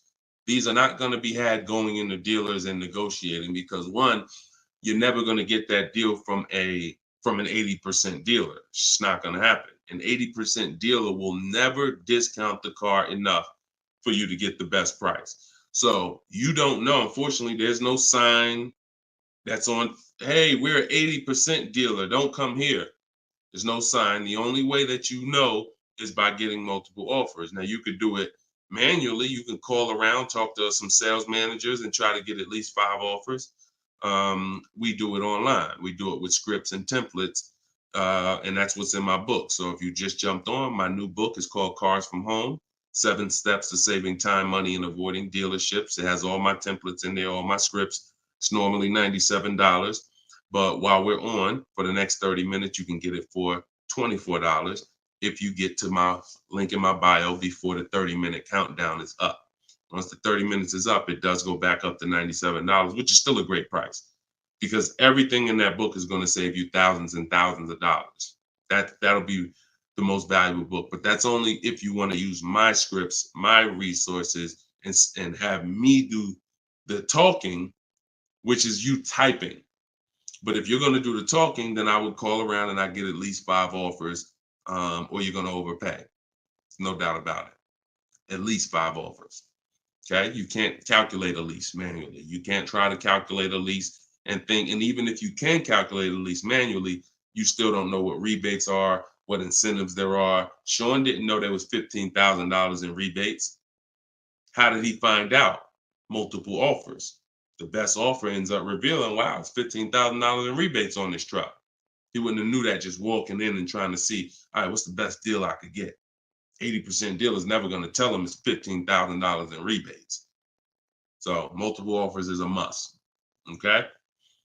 Go ahead, Dolan. Great question.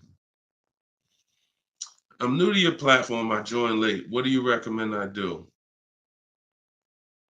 I'm not sure I understand the question. What do I recommend you do about what?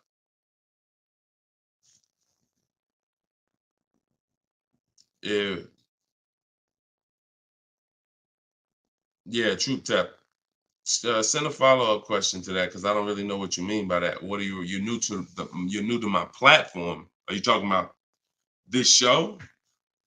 Just be a little bit more specific with your question. Let's see if we can get you an answer. Swagger at Instagram says, I have an S550, still owe 40 grand.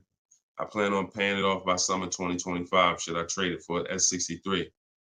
Run a race and start another race. The whole nother race. So you buy a whole car, spend years to pay it off, throw tens of thousands of dollars at it, pay it off, and then go trade it again and do the same thing over and over again. Next time with a higher price car that you will throw more money at. This is the problem. You don't understand leasing. That's the problem. See, there's no way to make that make sense. You still owe 40 grand on the S550. You're trading in your cars while they're still losing value every year dramatically. This is what we call the depreciation curve. If you've been on the show, you've seen it before. If this is your first time, this is how you understand what's going on with your car. This is the unseen expense. So when you buy that S-Class, it's losing thousands of dollars every couple months. And then you're see, there's three kinds of people. People who get great lease deals. Well, I'm not going to say that.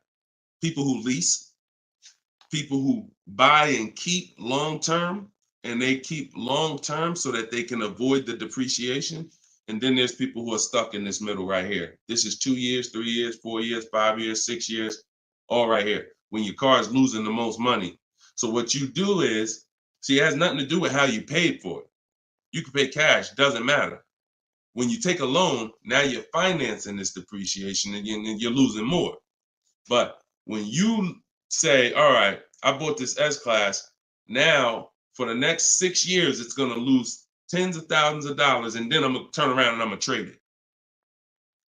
You never get to a point like where you can win for the purchase. See, some of you've been taught paying off the car is the win. No, it's not.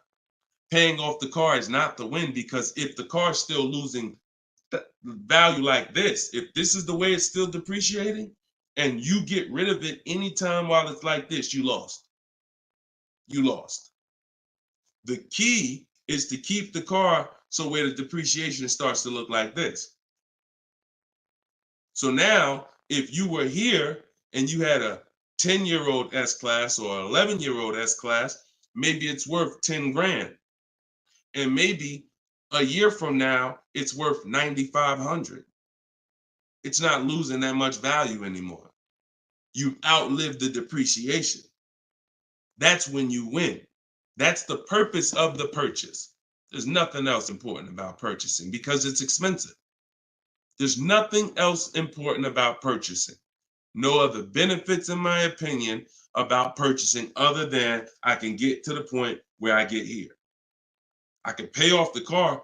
What does that matter? It's still depreciating. I'm losing thousands. Now I'm gonna go trade it in, and I'm not gonna get anything for it because I'm replacing the car in its deepest depreciation phase. And I just haven't learned about leasing. I was taught not to lease.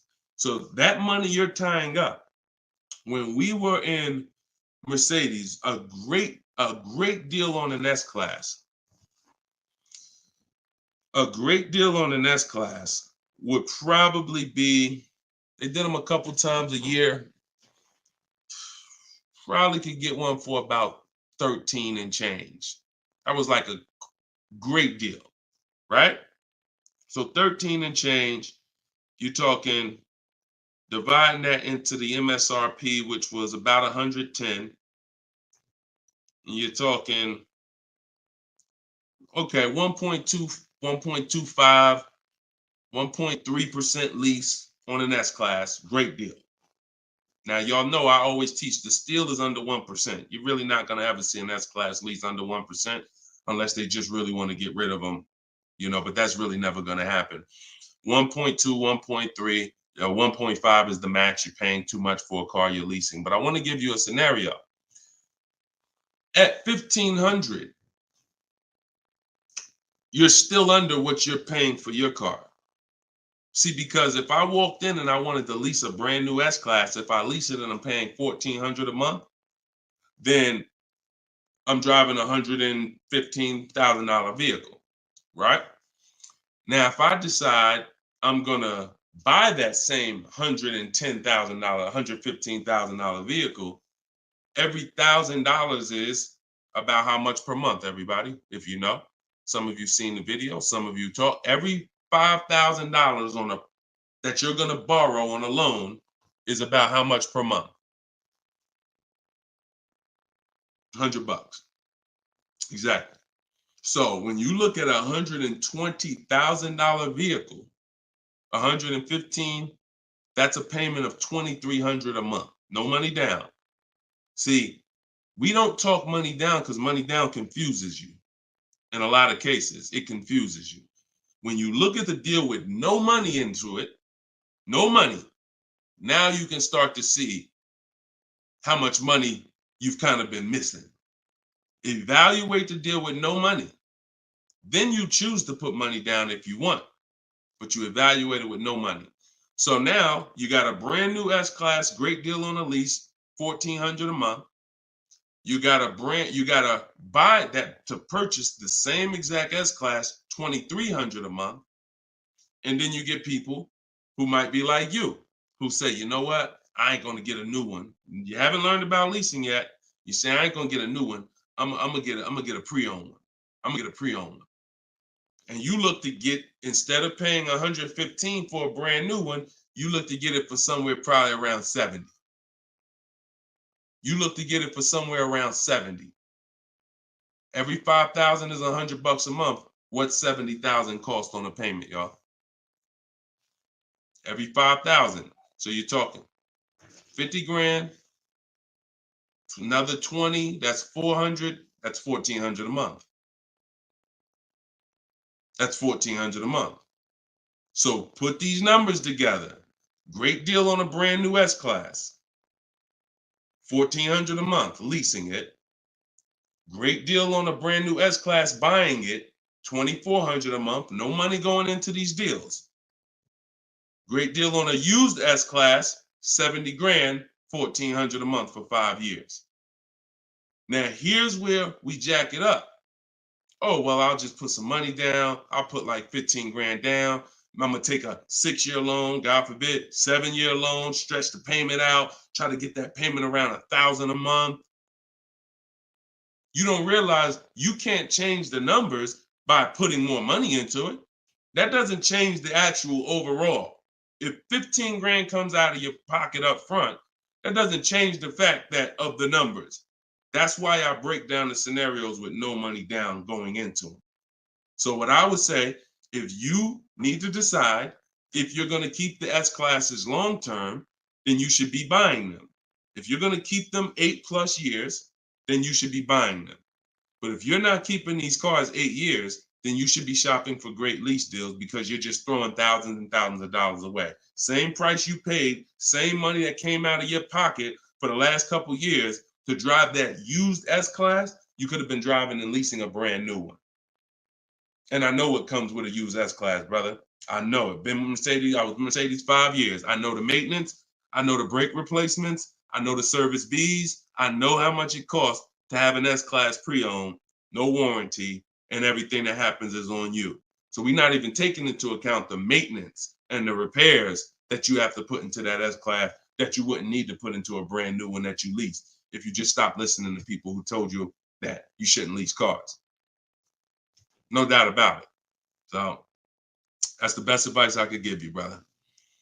All right, go ahead, Dolan. Shoot the next one up. Use your pointers to get a new 24 GB80 Genesis. Salute. Enjoy it, Austin. Great deal. That's what I did. I worked the deal, no money down, got them the low, then hit them with the down payment, plus went and pre-approved. There you go. There you go. See, you're able to understand when you're shopping with no money down, no money going into the deal. Don't show me what anything looks like putting money into the deal. We determine if we want to put money into the deal later. Shop, get the best price on the car. Find the dealer who's going to get the best price on the car. Then we'll work out the finances. Then we'll work out the details. Most people go right to the, all right, what's the monthly payment? All right, what should it, how much should a brand new GB80 be? Depends on who you buy it from. Depends on what they sell it to you for. First things first, we got to find a dealer that's going to sell us the car for the lowest price. Good job, Austin. Congratulations, man. GV80 is a nice vehicle. Enjoy it. How much should CPO normally charge? How much should certified pre-owned normally be charged for Genesis G70? You haven't seen enough of them. So if I'm looking at a used, so example, I got a 2020 Infinity truck that I got year and a half ago. If I went in wondering how much it should cost without knowing, then the market's going to tell me. Now our goal is to get below market deals. So whenever we're getting below market deals, we are always we need to know what the market is first. You can't get below market deals if you don't know what the market is. So when we're getting offers on new cars, it's easy because we can see what the market is with all the offers we get. We get 5 offers, we get 7 offers, we can see what the market is. And we can see the low side of the market, we can see the high side. You got to do the same thing with used cars.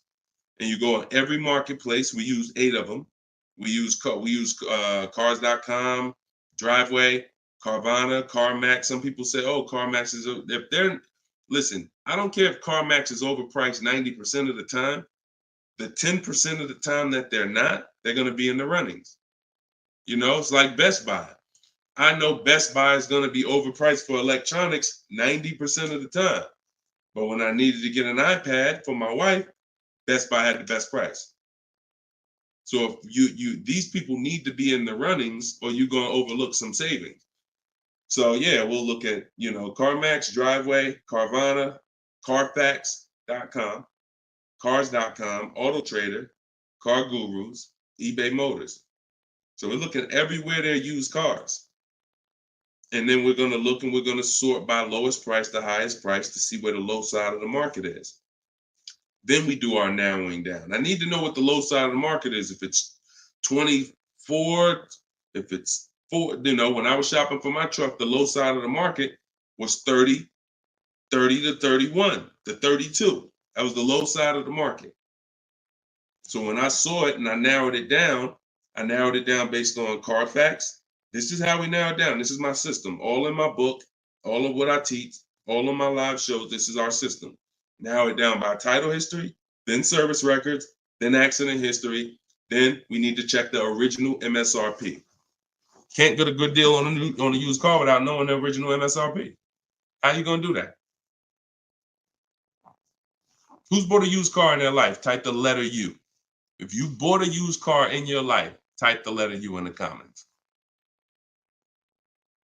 Anybody who's bought a used car, type the letter U.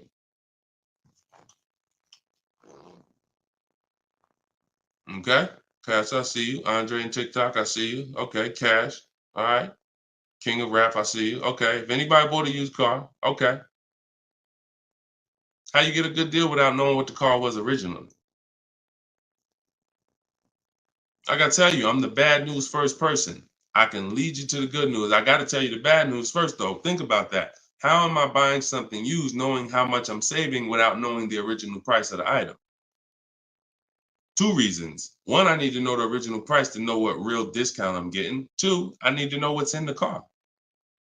So when I narrowed it down to I had 4 Infinities that I had narrowed it down to. They were all white. They were all asking between like 31 and 32, similar price range. This is where we get in trouble at. I pulled the original window stickers of the cars. I see that one of them brand new was 46. One of them was 48. One of them was 52. And the one I got was 54.5, brand new. So I'm able to see the discount percentage. In my book, I call this the true value percentage. This is all that matters when it comes to price. And once you do the check and make sure it's a good car, title history, service records, accident history. Okay, now it's time to get to the money. I need to know what the car was originally. I know 54,000. This one I paid 31.8 for. I got a 42% discount. Now, if I would have took the one that was $1,000 less on the asking price, because I didn't know how to do this. Now I didn't know that one was only 48,000 brand new. So it's a smaller discount. It's probably only saving me 30 something percent. The one I got was 42%. Forget what the dealer's asking. The dealer was asking $1,000 more than the other ones I was looking at. But once I saw what the original price of the car was, I knew that that was the best value because you got the most expensive car brand new. Why would I take a car that has less equipment because they're charging $1,000 less for it? But it has 7,000 less equipment in it, 7,000 less features in it. It's the little things, y'all. It's not the big thing. It's the little things that you're missing. And this is what we do. This is why I'm here. And for those who are willing to listen, we teach you how to do it the right way. These things you haven't been taught to do. And once you hear it, you're like, dang, that makes sense, right? How the heck? Why wouldn't I want to know what the new price was? Don't even know what equipment's in the car. I knew the day I got the car, it was an edition 30. I saw the original window sticker, remote start, all these features, backup cameras all around, black mirrors. I saw all of that because I got the original window sticker. These are the things you must do. And the last thing we do is we verify there's no bogus fees before we go to the dealer. Because some people will be in the lowest prices online, but they have no intention to sell the car for that price. They want you, they're depending on you to come in because they know other people will, untrained, no strategy, walk right in. Hey, I saw the price online. Okay, yeah, sit down, sir. Let me do these numbers for you. Price goes up by $5,000. No intention. So you wasted your time. I'm listen, God bless you. Yo, Deshone, I'll just walk away. I'd rather not walk away. I'd rather you not have to walk away. And when you truly learn the science and the right strategies of shopping online, like I'm teaching you, you won't be walking away because all you lose when you walk away. Still need a car, don't you? Somebody else just gonna buy that car. It's not like you like, oh, I'm gonna put a sign out. Nobody buy this car. They wasted my time. That car gonna sell. So it's best to learn, how can I make sure I never put a dealer in a position to waste my time? Because while you were at that dealer that was overpriced, the best price car was selling. Because the best price cars don't wait online. They 24, 48 hours, they're gone. So while you wasting your time with the fake dealers, the best ones are the car's gone. That was really the good deal. Okay, so you do all of this from home before you go. By the time you go to a dealer to see a used car, you should already know if that car drives the way I want it to drive, the deal is done. This is the best price online.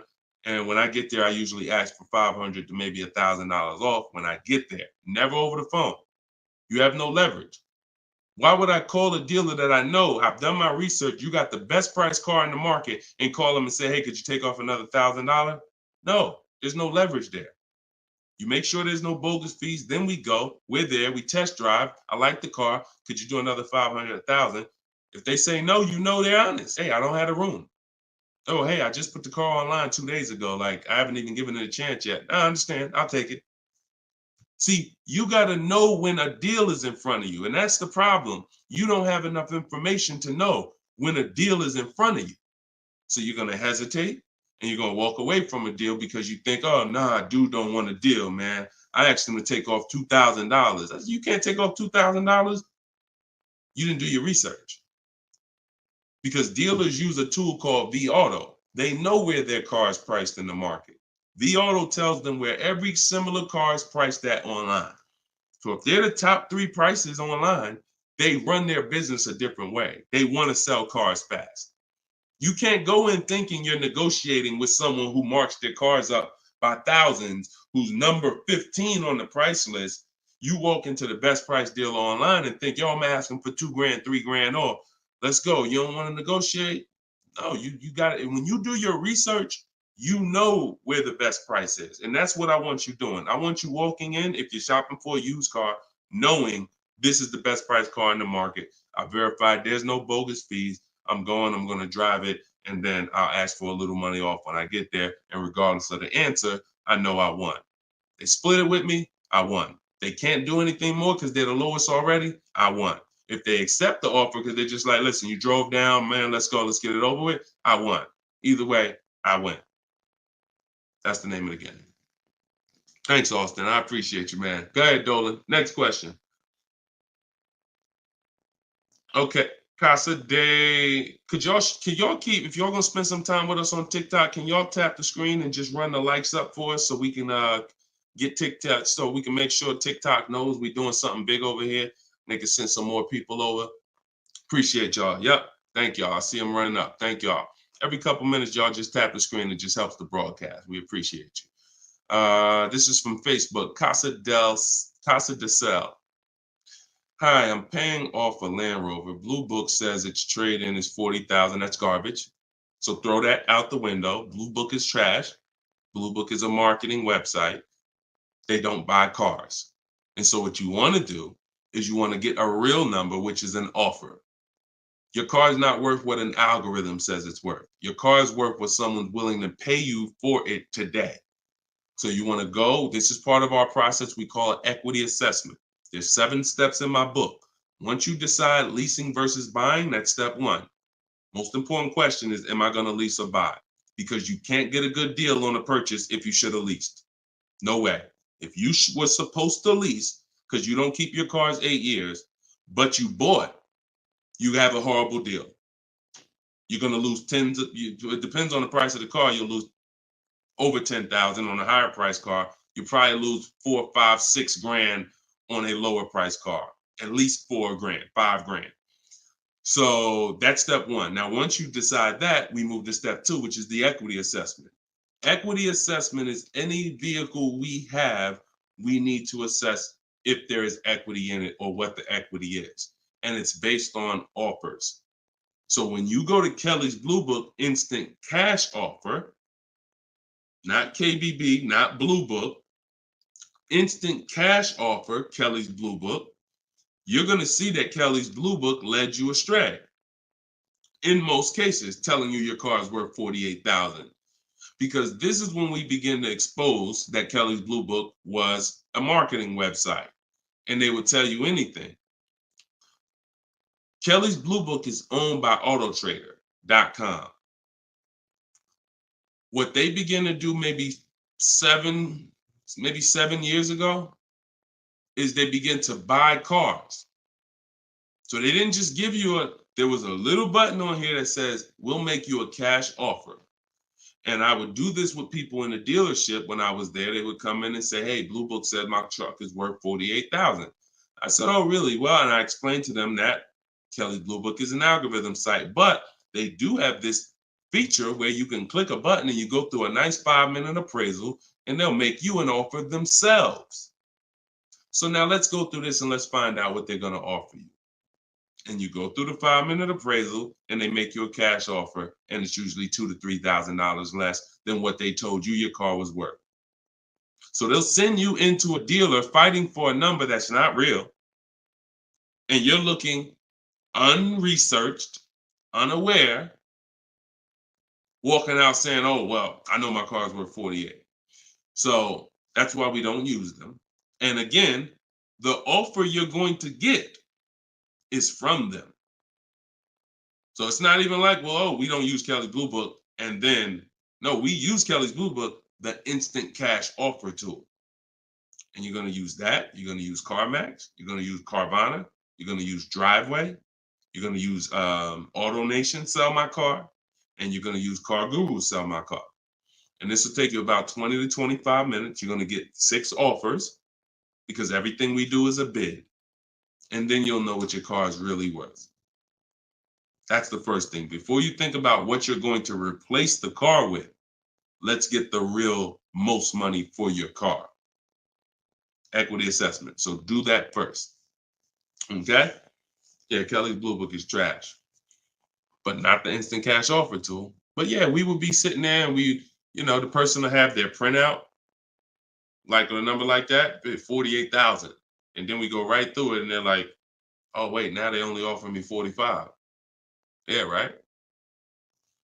So if the people who told you your car is worth 48 is only offering you 45 for it, what does that tell you? Oh, go back to that site that they offered you 48. You see all those banners, see all those marketing banners and ads? Yeah, that's why they need millions of people to come there to have that make sense for them. All right, go ahead, Dolan. Next one. Right.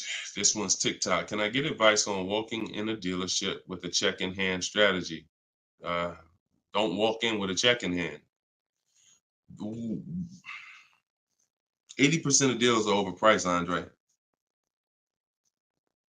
You can walk in with a check in your hand. If you get somebody who's really good, they're going to take the check.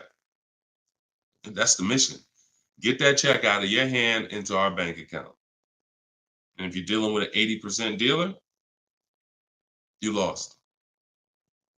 See, again, I'm giving you boundaries so that you can understand. If you break the boundaries, if you choose to go over the boundaries, that's fine. But I've been doing this for a very long time, and everybody that knows me, everyone that's close to me, be it here in New Jersey or be it in my group, they know that I'm the person who helps you save the money on cars. I would put my money against anybody that I'll get a better deal than you. Now, if you're shopping, I wouldn't put my money against any of my people who learn from me. Anybody that learns from me, I wouldn't bet that I could get a better deal than them. If we got the same time frame, we're gonna get about the same deal. But somebody who has no strategy, just shopping, going into dealers, I'll put any amount of money. I bet you $1,000 today that I get a better deal than you without even leaving my house. So I want you to be in that position because you don't know who you're dealing with. If you're in an 80% dealer, they knock off $3,000 for you, $5,000. You think you won? Look,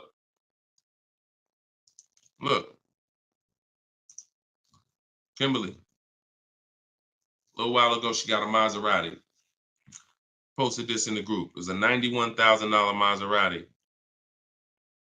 She ended up leasing it for $944, but I want to show you the money breakdown. Before she accepted that offer, she had an offer of 20 grand off right here. So she had an offer on an 86, so pay attention to this. $86,000 vehicle, they were taking 20 grand off for her, 20,700 to be exact. She ended up going and getting a $91,000 vehicle for $944 a month. So even a better deal. So she ended up saving more than 20 grand, more than 21 grand. Why is this so important? Because if she would have went in and got excited, she'd have walked into a dealer, walked in, and somebody would have said, all right, listen, I know you're serious. Today only, I'll knock 10 grand off for you. 10 grand. She probably never heard that in her life. $10,000, you're going to take off the price of the car. Yeah, I knocked 10 grand off. All right. Somebody who's not educated, someone who's not researched, rather, someone with no strategy. Let's go. Let's sign that. And telling our friends, you know, they took 10,000 off from me. Until we get 5 to 7 offers, we don't know what the best number is. She wouldn't have saved over 21,000 on her brand new Maserati. So when we talk about this money is not hundreds. This money is thousands. Some of you, if you're buying luxury cars, tens of thousands, 5-figure deals that you are going to just leave on the table. Going in, that's some 1990 joint. Oh, walk in, check in hand. Yo, I got a check. Who wants to sell me a car? 1990. You're doing the same things that someone in 1990 did. Let that sink in. So what do? You stay home, you get offers from home. Now, all of you who are like, Deshone, I want to do it your way. I don't want to have to figure this out. Give me the roadmap. That's my new digital book, Cars from Home, 7 Steps to Saving Time, Money, and Avoiding Dealerships. All my scripts are in there. My strategies for leases, my strategies for purchases, my strategies for used cars, the bank bidding war, where we make banks and credit unions bid for our loan. We guarantee all the money that we want to guarantee that there was not a dime that we could have saved when we make our car deal. And the only way that's going to happen is through bids. When I sell my car, not trade it, I get bids. When I buy my car, I get bids. When I get my loan, I get bids. You walk in with that check, man, that check won't be in your hand very long. So everybody can get the book for 75% off. It's normally $97. But in my TikTok bio, click the link in my TikTok bio. You won't leave the broadcast, so you could actually come and catch the last couple minutes of the broadcast. But go there as long as you get there before the timer. It's 30 minutes. Once the timer hits 0, it's back up to $97.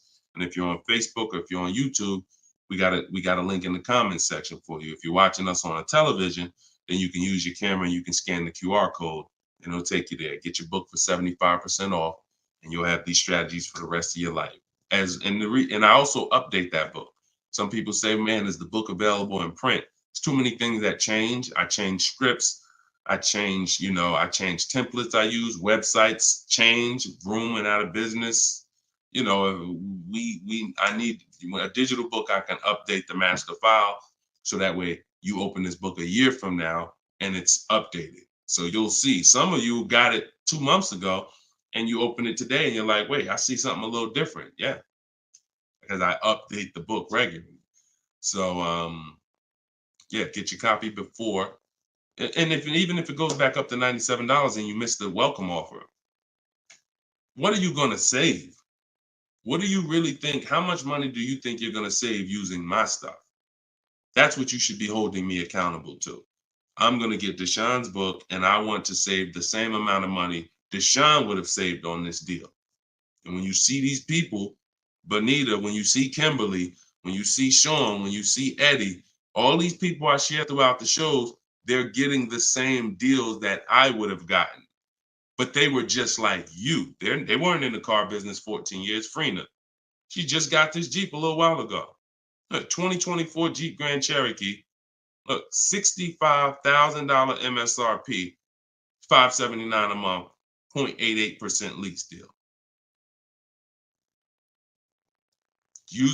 I use all the scripts, contacted the dealer, I followed the program, used the scripts, contacted the dealer, sealed the deal.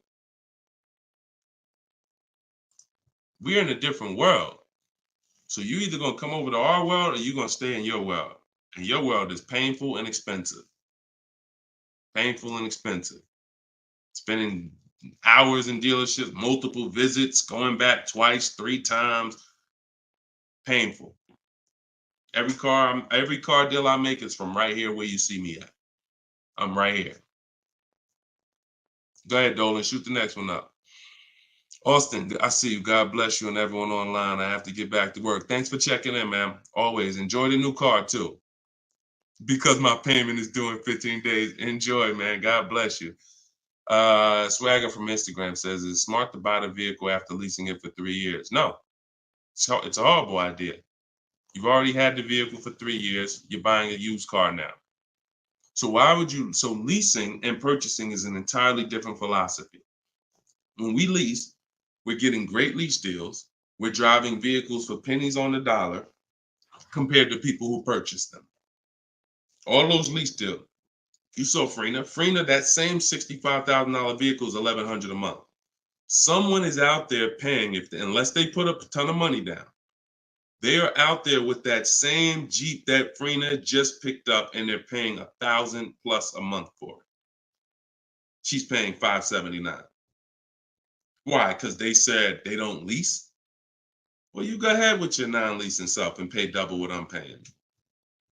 Now, if you're keeping the vehicle forever, 8, 10, 12 years, in my book, I created the 8-year rule. The 8-year rule is when you begin to win as a purchaser, because that's when the depreciation is going to cool off and make sense. You can get some of this money back because the person who's leasing is killing you in terms of the money that's not coming out of their household compared to yours. They're killing you. So you now need to try to catch up one day. And if you catch up, the only way you catch up is you keep your car until the depreciation cools off 8 years, 9 years, 10 years, 12 years. And that's where you win. You can't do that with a lease. But keeping your car 6 years or 7 years is not anywhere near enough time for you to catch up to a person who leased and got these great lease deals. Because you're paying for the whole car. New car, used car, doesn't matter. A new car, you're paying thousands more than a person who leases. A used car, over 8 years, you're paying about the same money as a person who leases for a used car. So by the time you go and replace that car, if you kept it 8 years, your car's already 11, 12 years old, 13 years old. Person been leasing, been driving brand new cars. So there's no comparison. It's great lease deals are here, long-term purchases are here, and everyone stuck in the middle is just losing thousands and thousands of dollars. I'm sorry to tell you, but if I don't tell you, no one's going to tell you. You buying cars, trading them in 4, 5, 6, 7 years, when they're still depreciating heavily, you're losing compared to people who purchase and keep long-term and people who get great lease deals. You're losing thousands.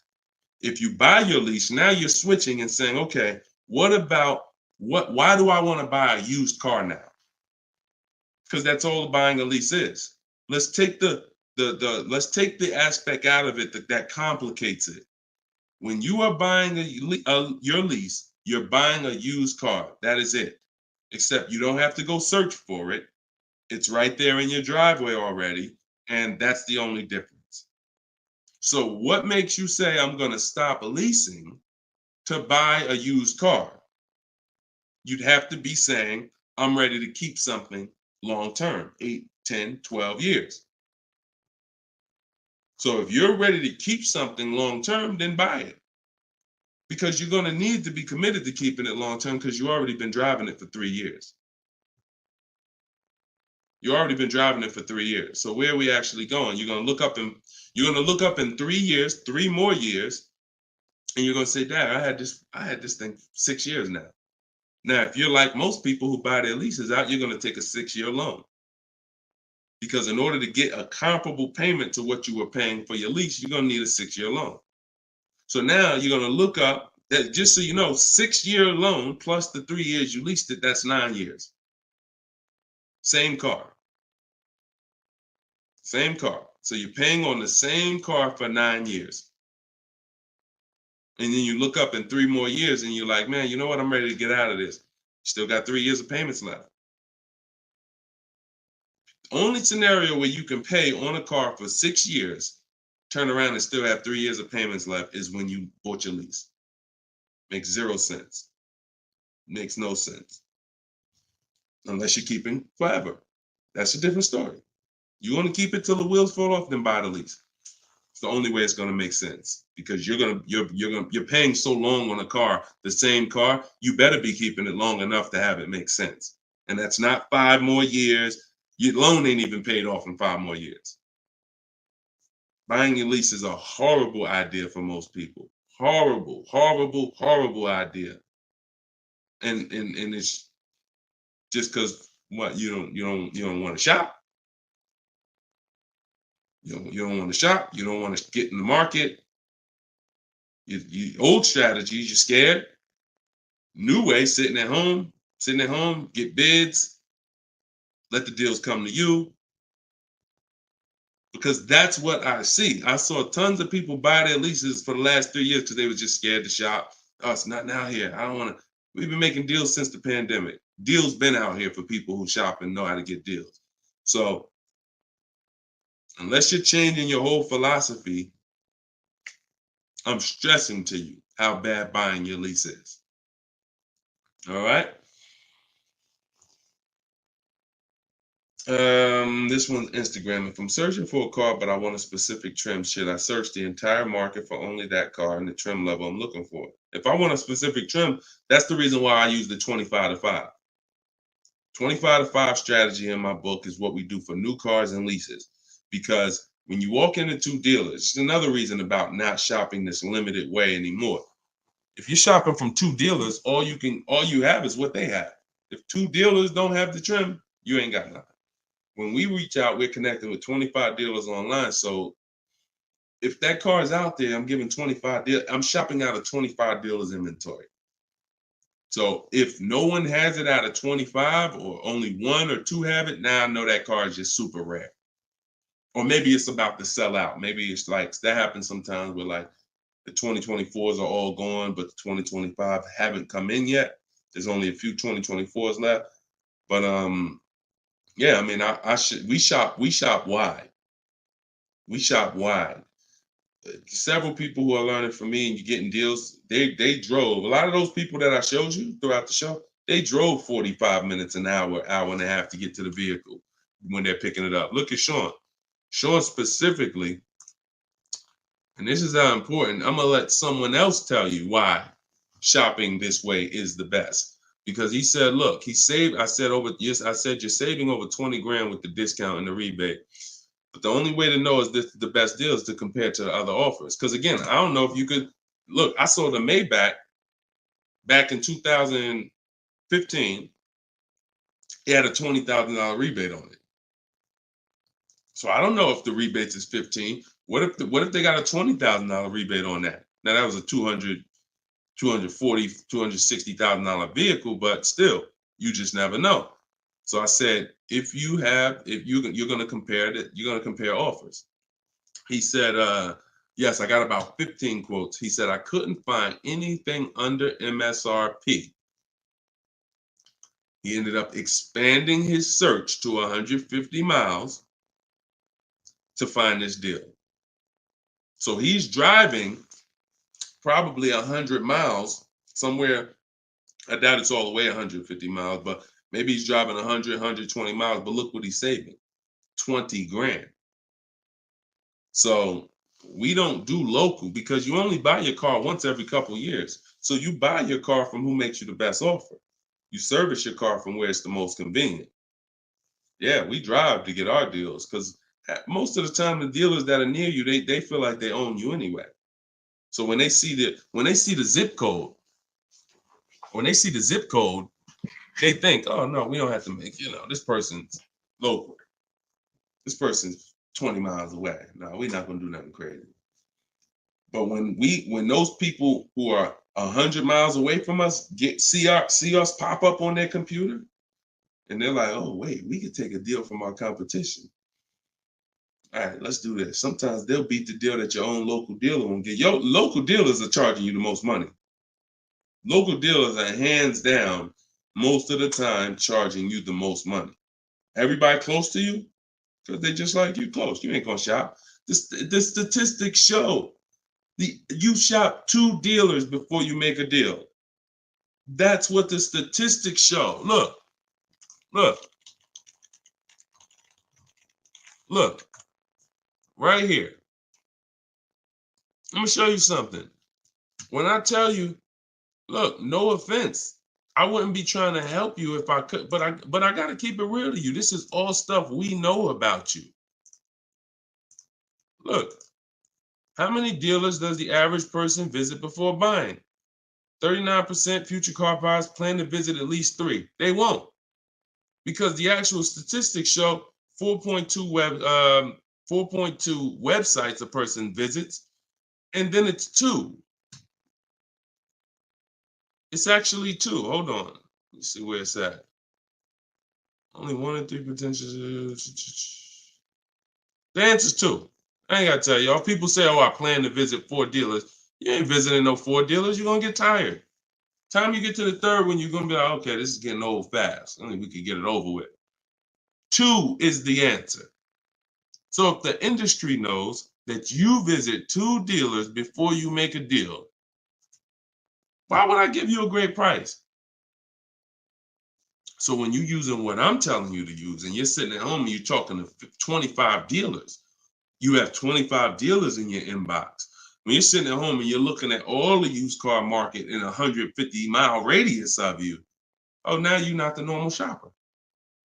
The normal shopper is going to get the normal deal, market value or over market value. That's what normal shoppers get, depending on how bad you are, over market value, depending on how unaware you are. But market value, over market value. That's normal. People with strategy, multiple dealers getting bids, below market. That's the difference. We shop wide. This local is dead to us. Local is dead to us, and it should be dead to you. I want you to kill it. All right? Kill that whole mindset. I don't need to buy my car locally. I'll drive into the next state. I remember Shonda last year, California, she bought a Volvo and she said to Sean, she's in our group, she said, everybody in Northern California, she said, my best deal, I think she was saving like $3 grand off MSRP. And she's like, but it's a dealer in Southern California though, that's taking like $6 grand off of me with my Costco rebate. I said, okay, what you gonna do? She said, I just bought a plane ticket, $79. I said, there you go. That's what I would have did. That's a sweet plane ride. I'm taking a plane, $79 to save 3 more grand than my local dealer was gonna give me up here. Sweet plane ride.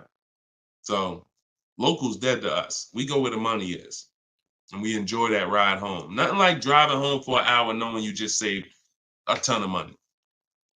So that's it, y'all. We've been on for about an hour and 15 minutes. We like to keep these shows right around there.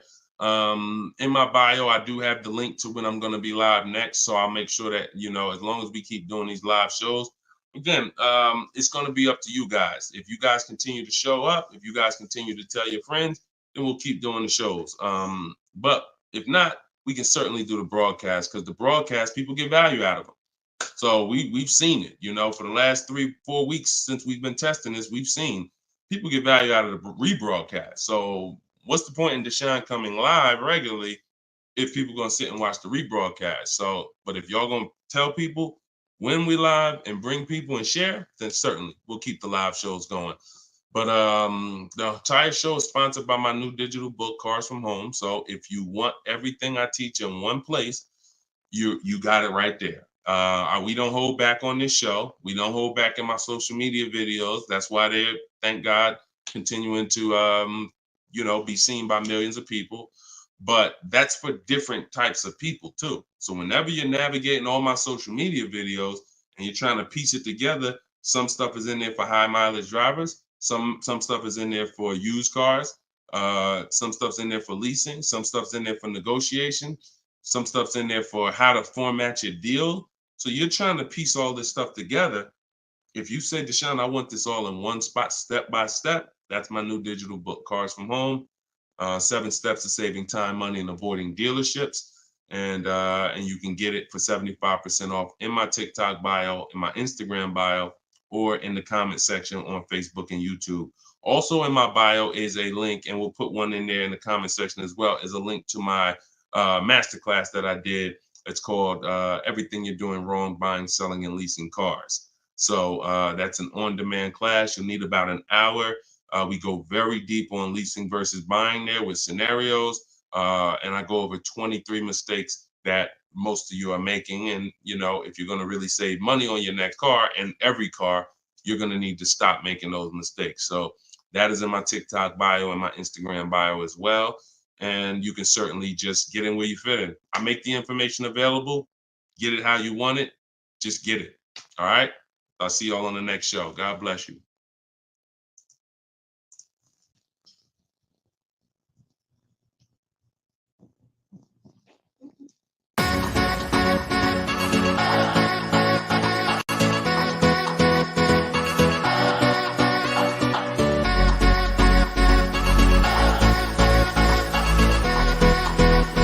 The worst possible thing you could say when you walk into a car dealership. I spent 5 years with Mercedes-Benz, 5 with General Motors, and the worst thing a person could say when they walk in is, if you could just get me to this payment, we got a deal.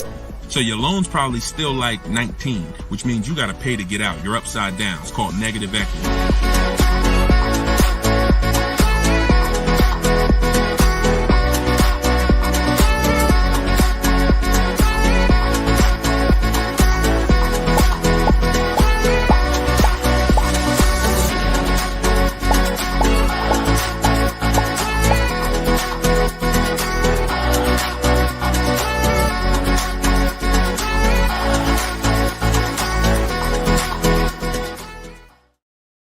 What's going on? Welcome, everybody. This is episode 9 of Car Shopping Questions and Answers. I'm your host, Deshone, publicly known as Deshone the Auto Advisor. We're live now on 4 platforms: TikTok, YouTube, Instagram, and Facebook. And this is our live show. It is Tuesday at noon. We do these shows throughout the week to make sure when you are ready to get car shopping information that no one else is going to give you, you know where to come for it. So you guys can start typing your questions while I take care of the housekeeping. We have Dolan in the background who'll be bringing your questions in. Shout out to the people running the likes up on TikTok. Appreciate y'all tapping the screen. I'm the author of the new digital book, Cars from Home, 7 Steps to Saving Time, Money, and Avoiding Dealerships. And I feel it's only right to start this show with two reports I got, which were great. I had somebody write us and talk about the deal they got on this 2024 Mazda CX-90. MSRP was $44,820. They got a $6,500 discount from home. Shout out to you, Tiffany. I appreciate it. This is what we do. And when we think, when we launched this live show a few weeks ago, my plan was my prayer rather was that people would take the book, use the book, write me your success stories so we can feature you here and feature your deals. These are below market deals. These are not advertised deals. And she got this by handling the process from home, getting multiple offers like we teach. We also had Barrett write his review on Goodreads. So we were 4.94, almost 5 stars. Book is outstanding, a must-have for anyone seeking to buy, lease, or even sell a car. It's presented in a very professional, easy-to-follow, step-by-step manner that covers every situation from buying, leasing, cash, credit, good, bad.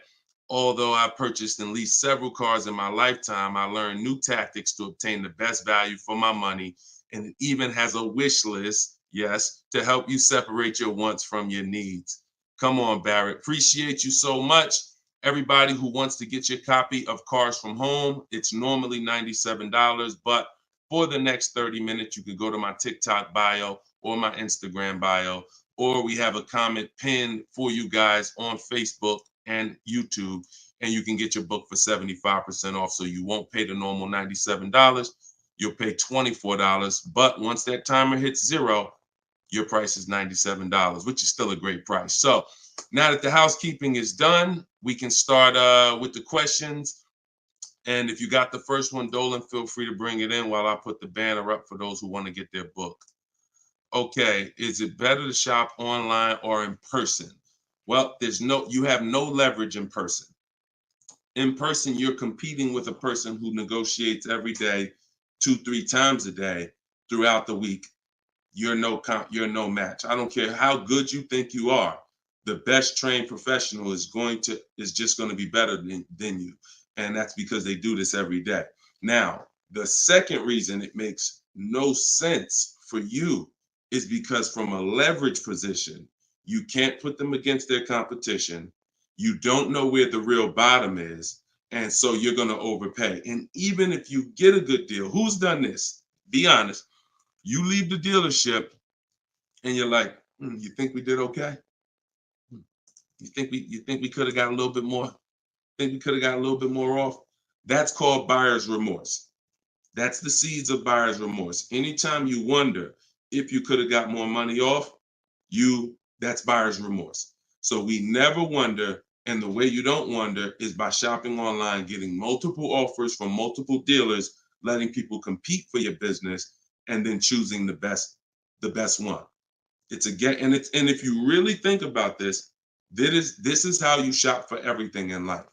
This is how you shop in the grocery store. When we go into the grocery store, we're not looking to try to not overpay for the spaghetti sauce, right?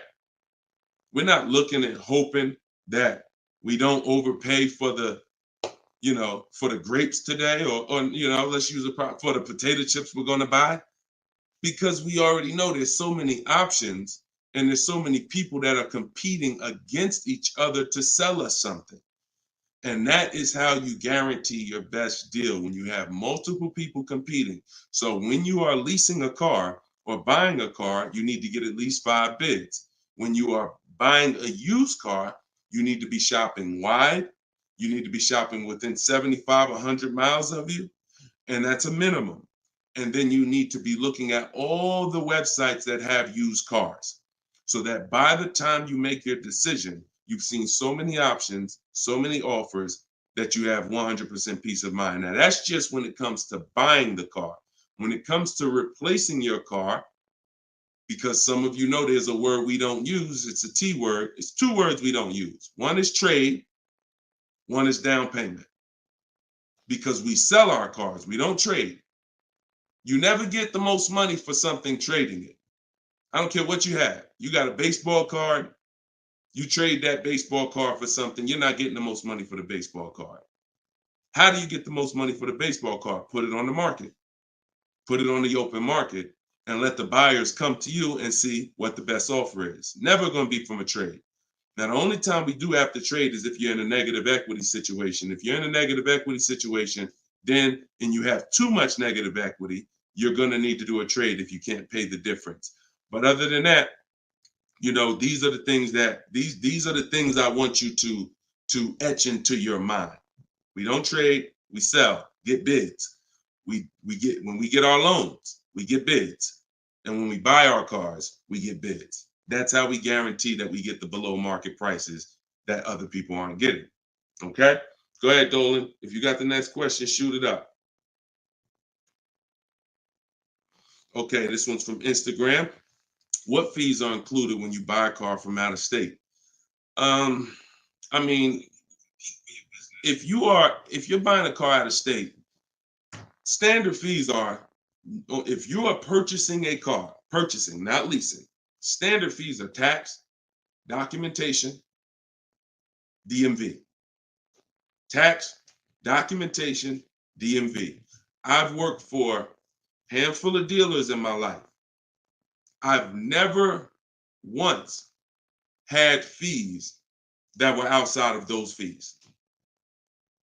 Never once. Shout out to y'all running the likes up. Could y'all keep running the likes up on TikTok?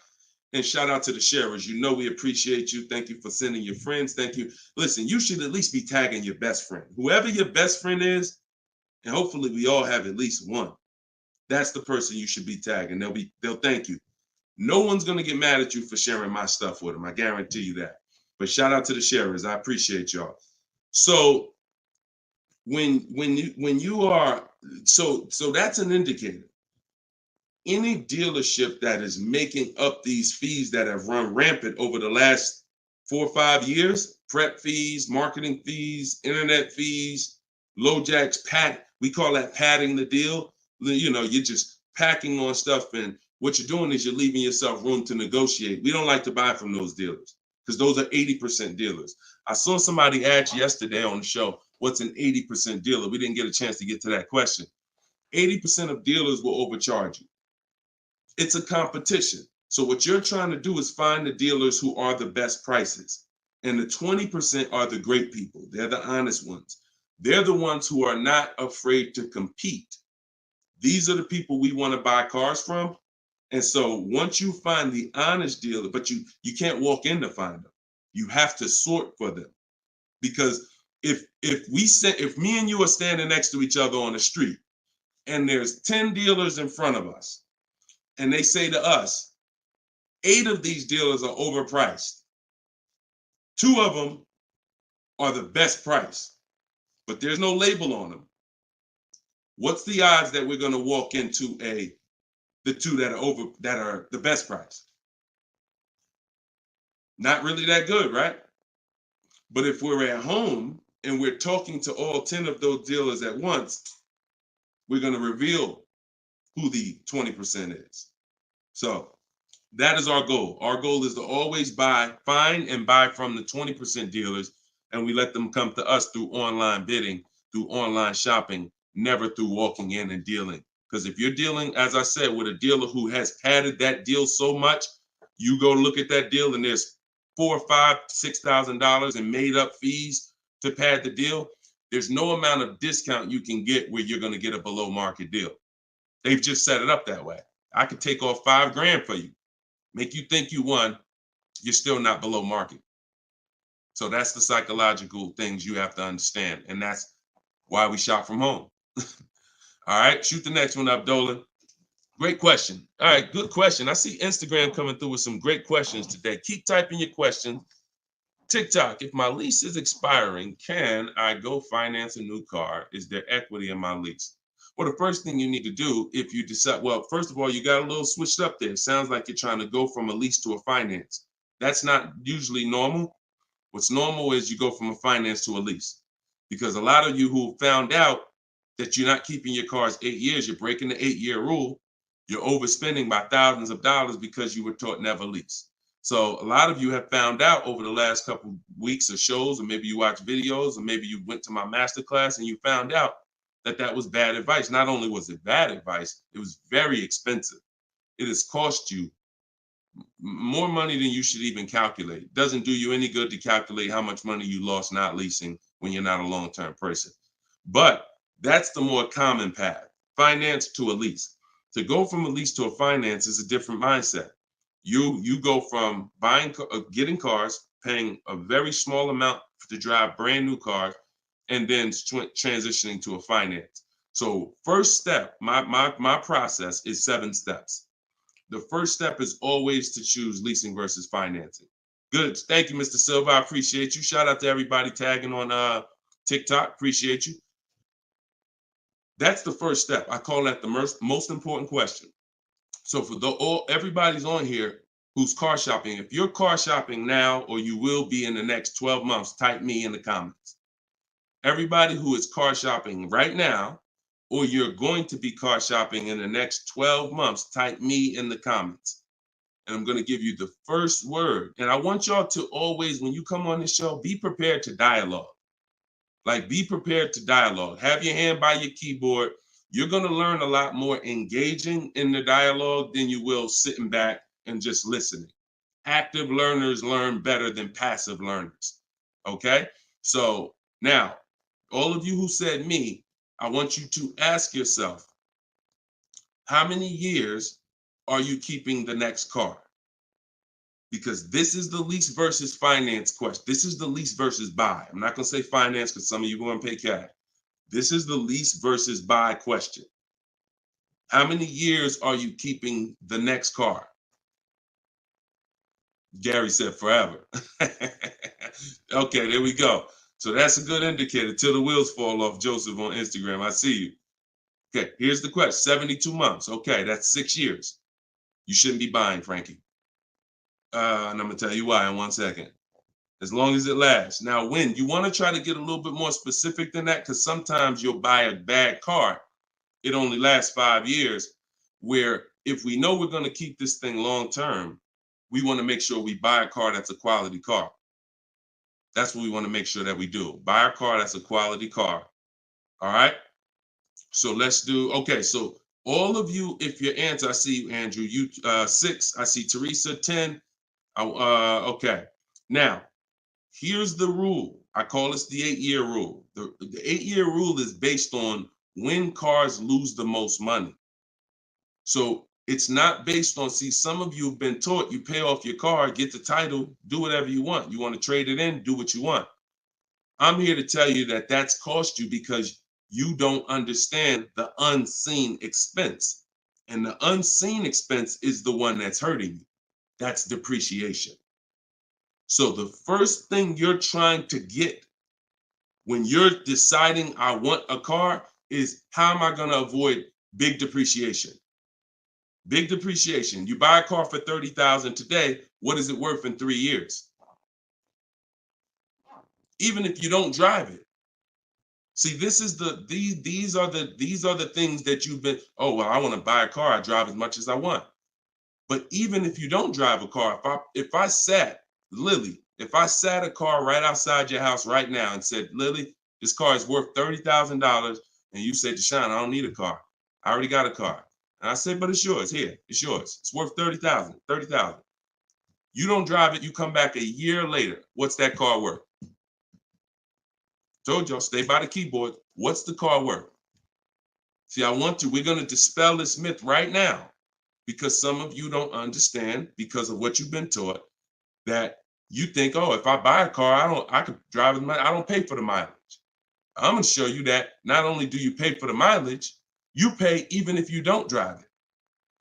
See, look, Alvin said 24. Look, didn't drive it 1 mile. Days on Instagram said 24. Look, didn't drive it 1 single mile. That's probably accurate. So think about that.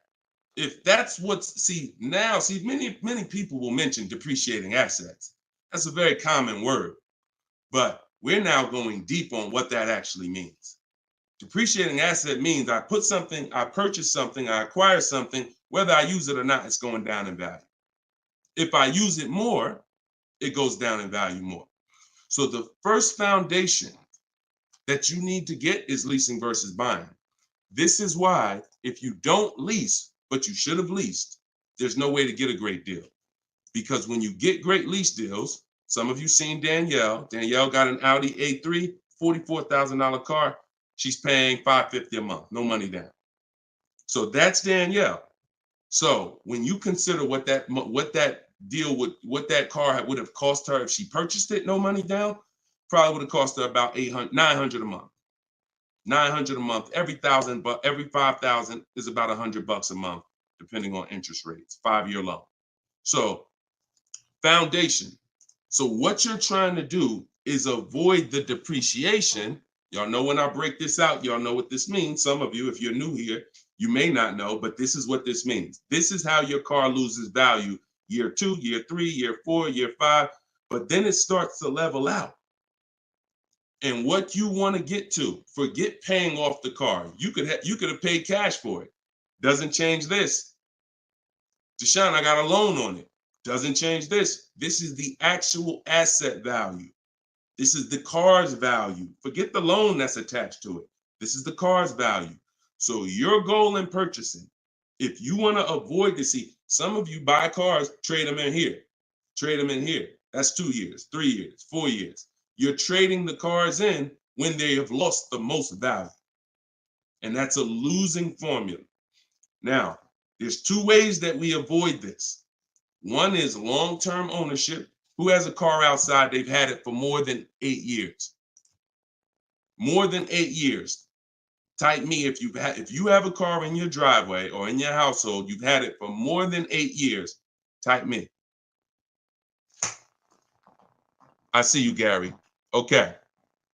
Okay, I see you, Sergio. All right, more than 8 years. I see you, Twill.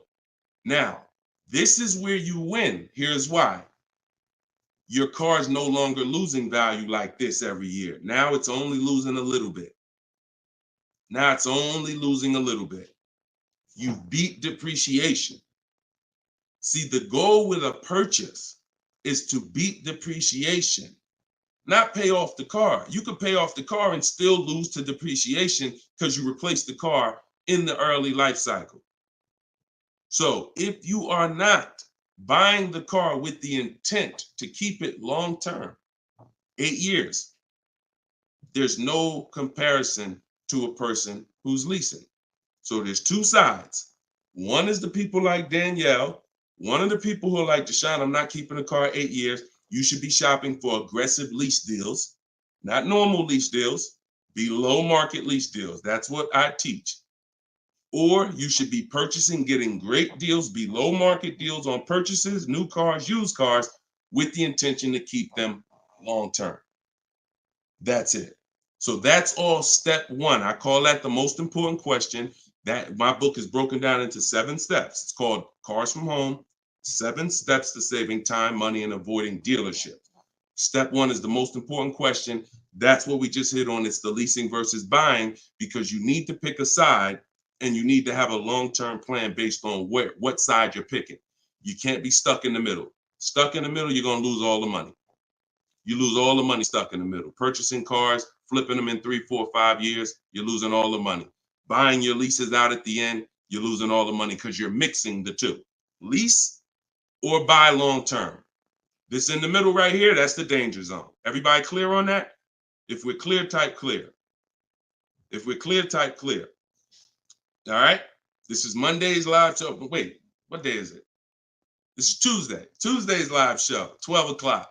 So whenever y'all don't see the banner on the show, then you know it's live. If you see the banner that says when we're live, then you know it's one of our rebroadcasts. But if you don't see the banner, that means we're live and you can start typing questions. All right, clear. All right, everybody's clear. Now let me hit the second part of Frankie's question. Okay, and for those who just came on, everything I teach is out of my new digital book. It's called Cars from Home, and you all can get it for 75% off. It's normally $97, but in my TikTok bio, in my Instagram bio, and in the comment section on YouTube and Facebook, we put the link there for you so that you can get your copy for it. You won't pay the normal $97, but you only got 30 minutes. It's a welcome offer. Once that clock goes down, to zero, your price is $97, which is still a great price. You saw how much money Tiffany just saved on her new Mazda, just using what's in the book. Saved herself, I think, $6,000. So go ahead. Oh, no. So, and then you move into the equity assessment. So once you decide, Frankie, which you already said you're only keeping the car 72 months, you should not be purchasing. Because if you purchase, we already went to what's going to happen. You can't win keeping that car 6 years and then replacing it. So you should now be doing your equity assessment, which is calling your bank, get your payoff, and then you're going to go to the cash buying websites. Don't use algorithm sites because they're worthless. Car Guru, Sell My Car, CarMax, Carvana, Driveway, AutoNation, Sell My Car, AutoNation, Sell My Car. 6 offers, 3 are from dealers, 3 are from online buyers, and these are the best offers you're going to get. They'll cut you a check the same day. That's our bidding system. That is how we do our equity assessment. We do not trade our cars in because we're not going to get the money that they're worth trading, which I hit on earlier. All right. I know we got a lot of questions being typed. Dolan, you can shoot the next one in. Okay, this one's from Instagram. I'm looking to lease a GLS 450. Does Mercedes have any third-party restrictions on selling your lease? So I wouldn't concern myself with that. I'm going to tell you why. That's like trying to think about the purpose of equity on a lease is a bonus. Shout out to y'all running the likes up on TikTok. Appreciate y'all. If y'all could keep tapping the screen every couple minutes, if you could just give it a little tap, tap, tap. That just keeps running them up. Just every minute. Every time you hear something and you're like, oh, that was good. Tap, tap, tap. And it'll just keep the likes running up. Keep TikTok notified of what we're doing over here. So you never want to base the car you're going to lease on if it's going to have equity at the end. The benefit of leasing is driving cars for pennies on the dollar compared to what people purchasing them. And you're avoiding depreciation that people purchasing the vehicles are going to take. That's the benefits of leasing. Now, there's a lot of other benefits too. I mean, you're driving a new car. You're under warranty most of the time. Depends on how many miles you drive. So if you drive, 12,000 miles a year, most bumper to bumper warranties cover that. If you drive 15,000, maybe you won't have a little bumper to bumper at the end, depending on what you choose. Mercedes has a 4-year 50,000 bumper to bumper. But the benefits of leasing are what I just laid out. Equity is a bonus. We don't want to look, equity is not something we ever want to base the vehicle we're going to lease off of. It just doesn't, it's too many market changes that could affect it. A car could have high resale values now, and then in 3 years it doesn't, which means any equity will be eliminated because of the 3-year-old used car market. So you don't want to shop like that. You don't want to shop like that. Focus on, and what I teach in my book is you're going to pick 3 vehicles. Good to see you, Judith. You're going to pick 3 vehicles because leasing, it's so easy to get a great deal purchasing. So easy. On a new car, forget about it. The bids, forget it. We're going to find the 20% dealers. In my book, I have all the scripts because I don't want you talking. Who'd rather get great deals without talking? Be honest. Who's not a good negotiator? You're not a good negotiator. Type not me. Like you just be honest. I don't ever want you to put yourself in a position where you need to talk. And if you start talking to somebody who's trained to talk and dissect and get information and then tailor a deal, you're going to lose. So in my book, everything is silent. The only people we talk to when we talk to people are managers, because those are different conversations if we need to have them. We're never talking to salespeople besides when we're coming on to test drive the car. We're never talking to salespeople because we just don't know who we're dealing with. So when we're online, we're always typing. That's why I say go online. My strategy is called the 25 to 5. We go online and we contact 25 dealers, go to their website. I have copy and paste templates in there that you just fill in what you want. But if you're going to do it your way, that's fine. But I'm telling you, you don't want to deviate from this format because you're going to get yourself in trouble and you're not going to get the results. You want to be able to connect with a large amount of dealers so that you could get 5 offers, at least 5, because 4 are going to be overpriced most likely, but 1 is going to beat everyone else. So, but when it comes to a lease, there is the lease program. that the dealer can't control.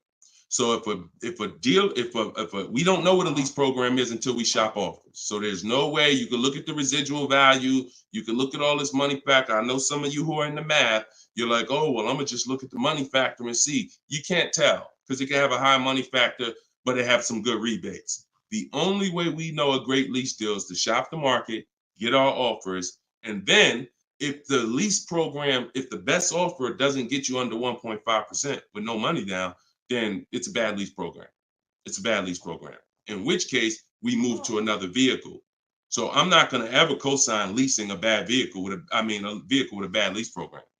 I've had all types of people hit me, Deshone, I'm looking at this Range Rover, man, but I did all the offers, and they'll be in the group. We have a private group, and I get to talk to people all around the country about this stuff.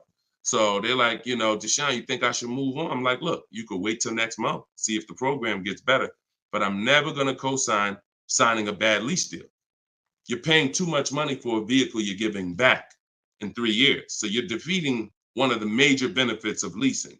So that's the only reason why we have to have 2 other vehicles that we like when we're leasing. On a purchase, no. One vehicle, pick it, get your bids. One dealer is going to blow everybody else away. But with a lease, you want to have 3 vehicles just in case it's a bad lease program. And if they got a bad lease program this year, maybe in 3 years when your lease is up, they'll have a good lease program. So that's what we do. It's too many cars out here. It's 400 cars out here. 40-something manufacturers competing for our business. Why are we going to get locked on one car? And the reason we're doing this, y'all, is because we're not shopping. You're not shopping. You're not taking the going out for the weekend and test driving cars seriously. You're about to drop 40 grand of your hard-earned money. You need to be, like I teach, shopping and not letting anyone disturb your shopping. If I'm looking for a car, I'll take a whole Saturday and go out or a Monday, and I'll go out and I'll drive 4 cars and be like, okay, that was fun. Don't sit down and don't talk numbers. So let me make that clear. Don't go in there and sit down at the desk and start talking numbers and get a proposal. No. Shop. Once you decide what you want, then we come home and we get our offers from home. All right. Go ahead, Dolan. Next question. All right. When you don't talk, I see a lot of you saying you're not good negotiators. Then you just got to stop talking. Stop talking and start making people bid. You're going to get better deals than good negotiators all day long. Heard you loud and clear on the rebroadcast. I'm here live. All right. Welcome, Jill. Looking for a car now. Profited on a sale, so coming in clean. Need to rebuild credit. Lease cheap car, finance car under 5-6 grand. It depends on where your credit is. If you're in the mid-6, I teach something called, profile over score. So if you have a paid off car, if you have nothing gets you approved for a car like on-time car payments. If you've been making on-time car payments for 2 years, 3 years, you're typically gonna get approved for most leases. As long as you're not going from like a $450 payment to a $900 payment. But if I'm in a state where if I'm in that mid-6s, 660, 670, I go for the lease. If I'm in the low 6s, then I go for what I call a smart car, which is the car to set you up to lease. So your goal is to get the least expensive car you can get a loan on, quality car. You want to go small as possible, and small as possible for you might be you need a sedan. You might need 3 rows. But I teach something, and that's what we were talking about when I posted that review that Barrett wrote for our book today. He was like, we get a wish list for needs versus wants, because oftentimes we confuse these. Needs are things you can't live without. I need to have this, or the car's not going to do what I need it to do. I need to have it. Wants are things that you'd like to have, but you can live without. When it comes to getting a smart car, and it's not the little smart car, y'all. I have a different. That's a different meaning for us. It means saving money at the right time. That's what we call smart cars. Saving money at the right time. So if you can't qualify for a lease and you want to set yourself up, then the vehicle you get now is super important. The vehicle you get now could either set you back from leasing because you bought too much vehicle, payments too high. You didn't buy a dependable vehicle. It's not going to last. It's going to start having problems. It's going to break down. You might miss payments because of that. These are all the things you want to avoid. This is why I'm giving you these boundaries that you don't, kind of go off of.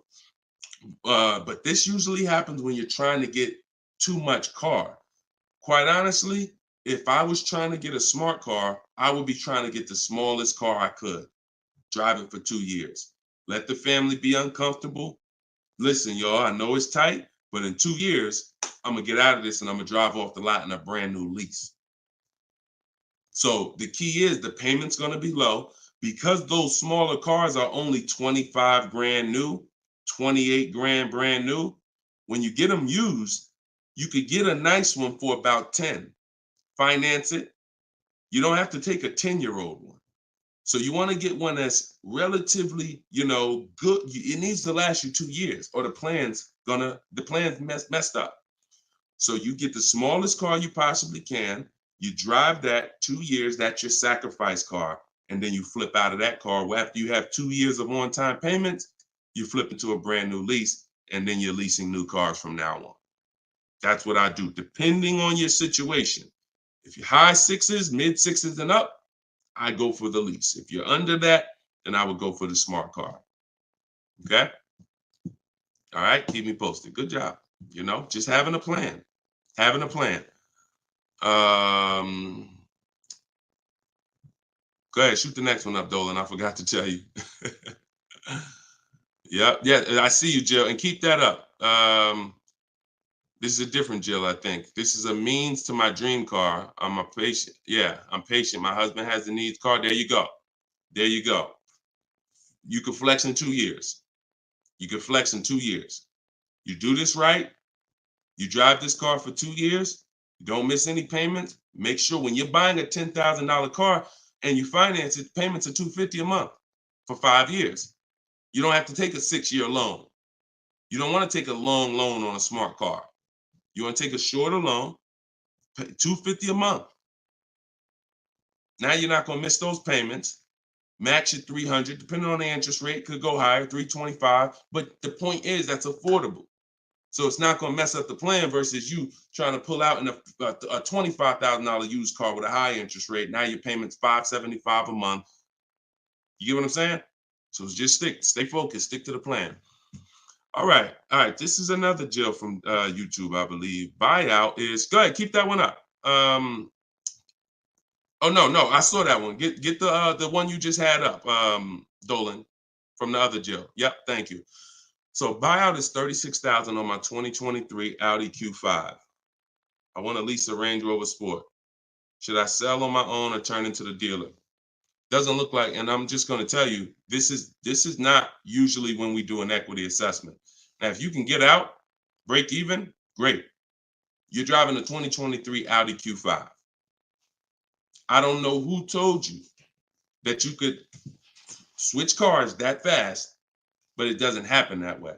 And so the only time in history that we've been able to switch cars that fast is when there was a once in a lifetime seller's market, 2021, 2022, 2023.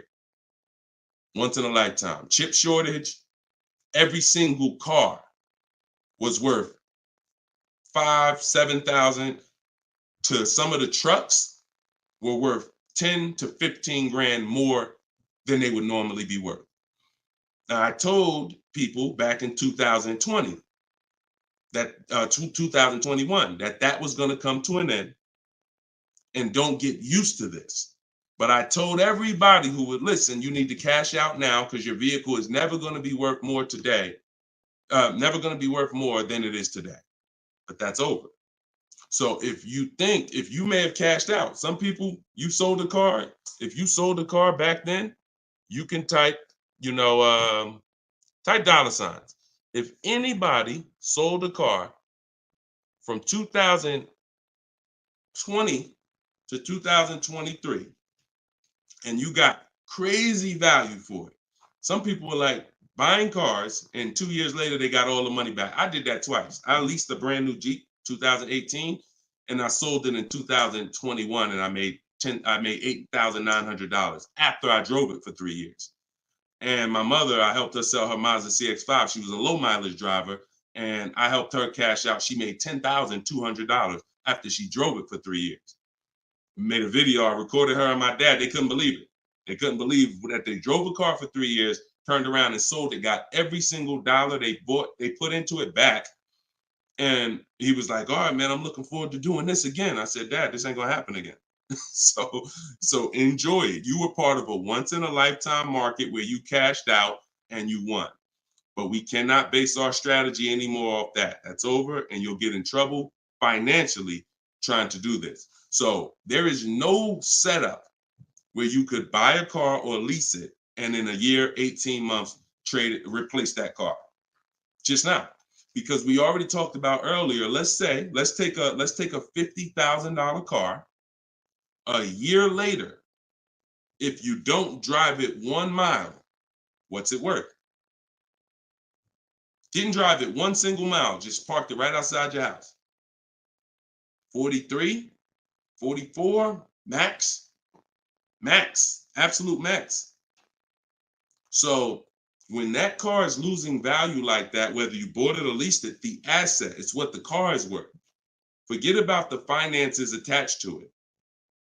You can't, and look, if it's a Jeep Wrangler, if it's a car that has a high resale value, like a Jeep Wrangler or a G-Wagon, these are top 10 best resale values in the world, then all I'm gonna do is after I lease it, I'm just gonna sell it and I'll make the equity. But I'm not going to look to trade that car or replace that car in a year, 18 months, break my lease contract. Now you do your equity assessment, Jill. Call your leasing company, find out what your payoff is. You said it's 36. Now, if you can get offers higher than 36, then you can get out. Very simple. So get the offers from the companies that I mentioned about 15 minutes ago. I laid out the 6 companies. But when you lease, though, you must put no on those websites. It's going to ask you, do you have is the vehicle owned, leased, or financed? You want to put owned, because something triggers on their websites. They think every lease has a third-party restriction. Most of them do, but if you just want to find out what the market value is for your car, and if you could get out and make some money or break even, then yes, you can jump out, no problem. But if you see that your buyout is this and all the offers are below that, then what you're now about to do, even if you say, because some people will say, all right, well, I'm gonna walk in the dealer, see if they can work a better deal than that.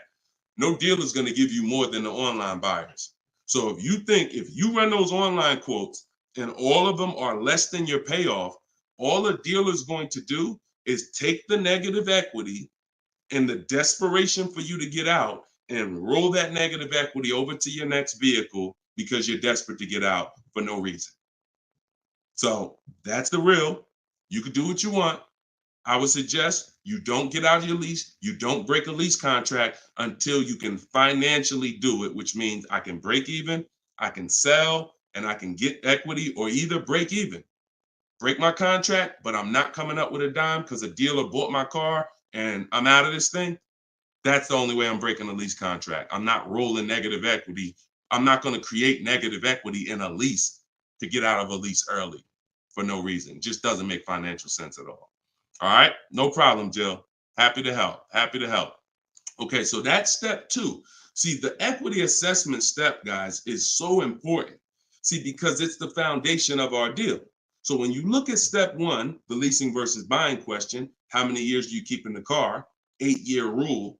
That's step 1, super important. Foundational of your deal. As I said, you can't get a good deal if you purchase, but you should have leased. Impossible. You got a bad deal. I don't care how much money you get off.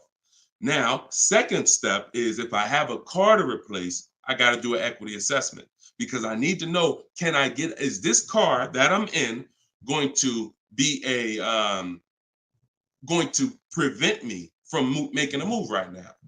Too much negative equity, I'm prevented from making a move right now. If I can get out, make some money, now I got some money. I can sell. I can put money in my pocket, put it in my bank. That means it's an asset. It's a blessing to me.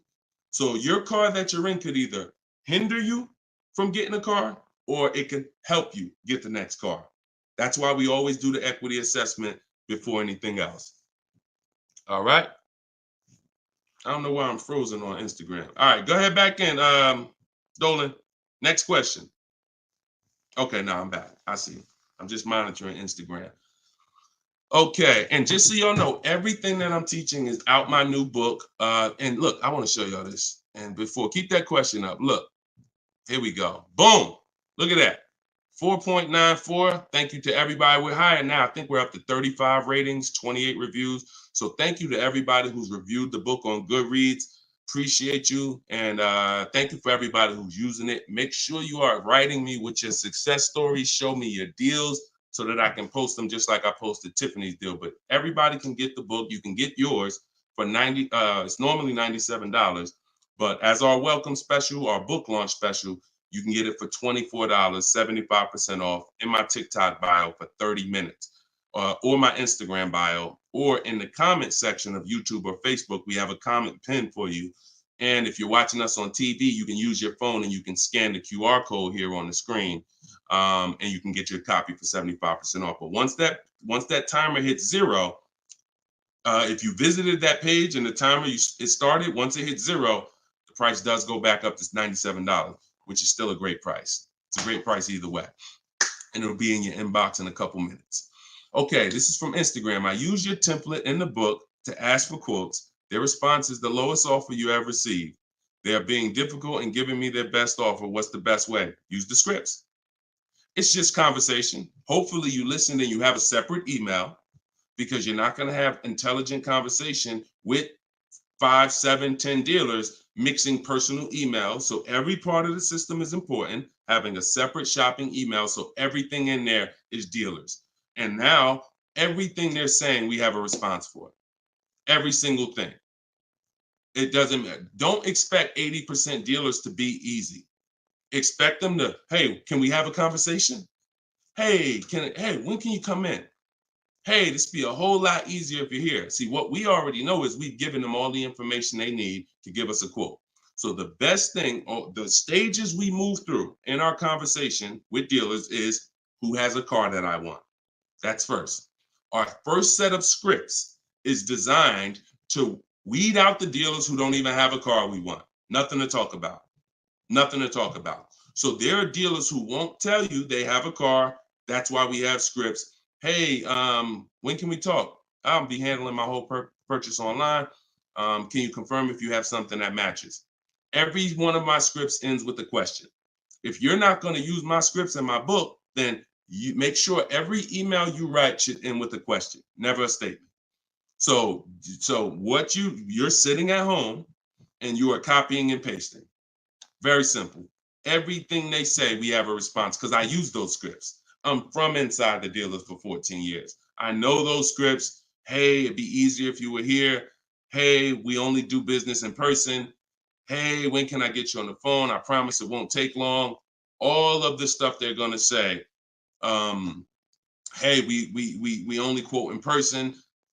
None of the people I'm talking to have said that. So should I remove you from my list? Always ends with a question.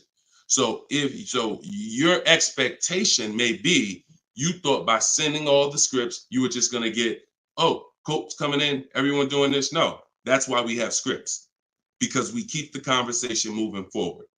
Everything they say, just go to the script, open the template. And just so y'all know, in my book, one of the best reasons why it's a digital book is because I link you to videos and I link you to documents, and that you can copy and paste. So that what this person is talking about is the templates and scripts that I've created for contacting and having these conversations with dealers. So, but everything you are doing, everything they're doing is very predictable. You just change your expectation. I'm going to talk to several people and I'm going to weed this down to 5 offers. And out of the 5, one of them is going to beat everybody else. And then I'm going to use my counter offer calculator that Deshone made to send the counter offers and close my best deal. Take all the emotion out of it. Take all the emotion out of it. You should be emotionless at it. Nobody can hurt you. All right, you're at home in your living room. All right, go ahead. Mike said nobody gives us this info. I sold cars and the dealership wouldn't even give us any insight. Trust me, Mike, I understand, man. That's why I love the 20% of car salesmen and dealers. They love what we're doing here because they know we were never taught this stuff. So we were never taught about leasing, financing. Thank God I was able to learn it, and I was able to, but we weren't taught about insurances, all the stuff that they should be training us on. We weren't taught. So I appreciate you being here, man. All right, go ahead, Dolan. Next question. Great questions today. Great questions. Let's go. I see you. Shout out to the people running the likes up on TikTok. Can y'all just keep tapping the screen every couple minutes if you could? If you enjoying the show, you getting value out of what we're doing, every couple minutes, if you could just tap that screen and keep running those likes up. I appreciate y'all. It lets TikTok know we talking big money over here. Yep, I see it. Thank y'all. Appreciate you. All right, this is Gary on YouTube. When leasing, is it all about purchase price? No, it isn't, Gary. Great question. When purchasing, it's always about purchase price. All in, out the door, tax fees, everything included. Purchasing is always. Now, leasing, we get our lease offers, and this is where we eliminate the term down payment. We no longer say down payment. I want you to eliminate that word, those words from your vocabulary. You want to replace them with total out of pocket. Total out of pocket. So all of our lease offers we're going to get is following the 1% lease deal principle, which is, because some people, I know Judith still asks, oh, hold on one second. Hold on.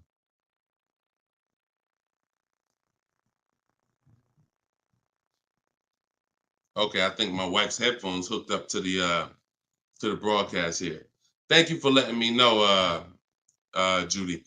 So when we're getting, so the 1% lease deal rule is older than, it was around, I think, before I got into the car business at 2006. And what it was is if your lease payment was 1% or lower of the MSRP of the car, you stole a car. Stole a car. Example, I know if you've never seen a 1% lease deal, let me show you a couple. So this is Greg. Greg, look, first time posting here. I'm excited. My latest lease, graduated. Now we have a particular online, video library here. So when they say graduated, I have a coaching program, and but the steps are the same. So I always say get in where you fit in. Steps are the same in my book, in my video course. He said I followed the steps, set up a great lease deal, 36 months, 12,000 miles per year, all said and done. Monthly payments $527. MSRP is $56,275. So when you divide the monthly payment into the MSRP, you're going to get a number. Now, when you multiply that by 100, so I'll give you an example. Let me show you how this works. In Greg's case, I got my calculator up here. I would take 527, divide that into 56,275, which is the MSRP, not the selling price. Doesn't matter the selling price. The MSRP is how we gauge the value. Now, that's 0.009. Then we multiply that by 100, and that gives us 0.93%, which is what he put here in his post. So that's an under 1% lease deal. Look, it was a steal. I think someone messed up on the paperwork. No other dealer came close. There we go. Same thing with Freena. Freena just got a Jeep a little while ago. Look, her deal was better than his, my God. But it's a better lease program. Jeep had a better lease program at the time. So, I mean, she got a $579 a month lease on a $65,950 Jeep Grand Cherokee hybrid. Out of control. So this is how we're shopping. You want to follow the format of the 1% lease deal, which is I shop with 12,000 miles per year. If I'm doing 18,000, I'll adjust it later. If I'm a high mileage driver, who's a high mileage driver? You drive more than 20,000 miles per year plus. Who's a high type HM if you're a high mileage driver? All right, type HM. You adjust it later. 25,000 mile a year lease. You always shop with 12 because that's how we judge. I see you, Mr. Silver. That's how we judge. I see you, Ado Johnson. Or no, AD Johnson. Sorry. So still going to, this is still Gary's question. This is why we're not focused on the purchase price when we're shopping lease offers. We're focused on looking at the formula that we use to judge a great lease deal. And everything we do, I have 3 rules. 1% lease deal, I didn't make it up. That's a steal. In between 1% and 1.5%, that's a deal, because that's still better than a purchase. It's still great value. When you compare it to someone who's purchasing, they're paying tons more. Even somebody who didn't get a steal, because the lease program has to be there to get a steal. They got to want to give away these cars. They got to have great incentive, great, everything has to line up, stars in the moon, and then we get the dealer that's going to give us the biggest discount. If it's under 1%, that means the lease program was incredible. But a good lease program, great lease program, will still get you, when you shop your offers, in between 1% and 1.5%. So, you look at somebody like, I used, Charles. So Charles got a Palisade, very, very popular vehicle. He got 10 offers from home.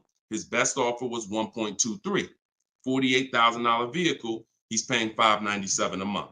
Now that same $48,000 vehicle, and this, I'm about to hit on something that I said earlier, but I'm gonna really bring it across home plate right now. It's impossible to get a great deal when you purchase, but you should have leased. Because look, $48,000 Palisade, you guys know, we talked about it earlier, every $5,000 on a loan is about how much per month? Every $5,000 on a loan is about how much per month? I told y'all, stay by the keyboard, because we like to dialogue. So we want to make sure you are always by your keyboard so you could dialogue. Active learning. That's how you're going to get the most out of this show. Active. Okay. Anybody type it yet? Okay. Thank you, Dominic, on TikTok. Yes. $100. So that same Palisade that Charles is driving right now for $597, there are people who financed it, no money down, and they're paying almost $1,000 a month, $900 to $1,000 if they got a 5-year loan. If they took a 6-year loan, they're probably paying $8 something a month for 6 years. He's paying $597. So that's what I say. You cannot. And even when you have a good lease program and you get your offers, 1.23, 1.25, 1.3, great value compared to purchasing that car. You're avoiding the depreciation that someone who's purchasing is going to take, and it's no comparison. So, but there comes a limit. That's the third category. We got the steals, we got the deals, and then we got, no, I call this, it's time to chill. 1.5%. Above that, it's not a deal. There's no value there. There's very little value there. Now, no, there's no value. And I'm going to tell you why. Just add up all the payments. 1.5%, we're paying too much for a vehicle we're giving back. It's very simple. We're paying too much for a vehicle that we're giving back. When you take hold on, let me get rid of this. Put the banner back up for those of you who want your book at 75% off. Just scan it right there. Once you get above 1.5%, there's no value, because if you take a $40,000 vehicle, a steal at 1% is $400 a month. A deal is between 4 something and 6. That's 1 to 1.5. 600 a month. Now, above 600 a month, let's take 650. That's 650 divided into 40,000. 650 divided into 40,000. That's a 1.6 lease. I never signed it. Never signed it. I'm gonna tell you why. 650 times 36 months, $23,400. $23,400 I'm paying over 3 years for a $40,000 vehicle that I'm giving back. I paid more than half of the vehicle to give it back in 3 years. So those of you who always wondered what the 1.5% rule, I had to create it, because the 1% rule, a lot of savvy people knew about it. But I noticed There was no threshold for when a bad lease deal. When are we at a bad lease deal now? We know what a steal is, but what's the bad lease deals? And when I started looking at the comparison to purchasing and then the giving a car back, once you get up above 1.5%, there's no value in leasing that vehicle. Next. Clear? We don't sign bad lease deals. Only time we did that, I'm gonna tell you something. All through the pandemic, I had people making 5, 7, 10 grand. Kid you not, hundreds of them.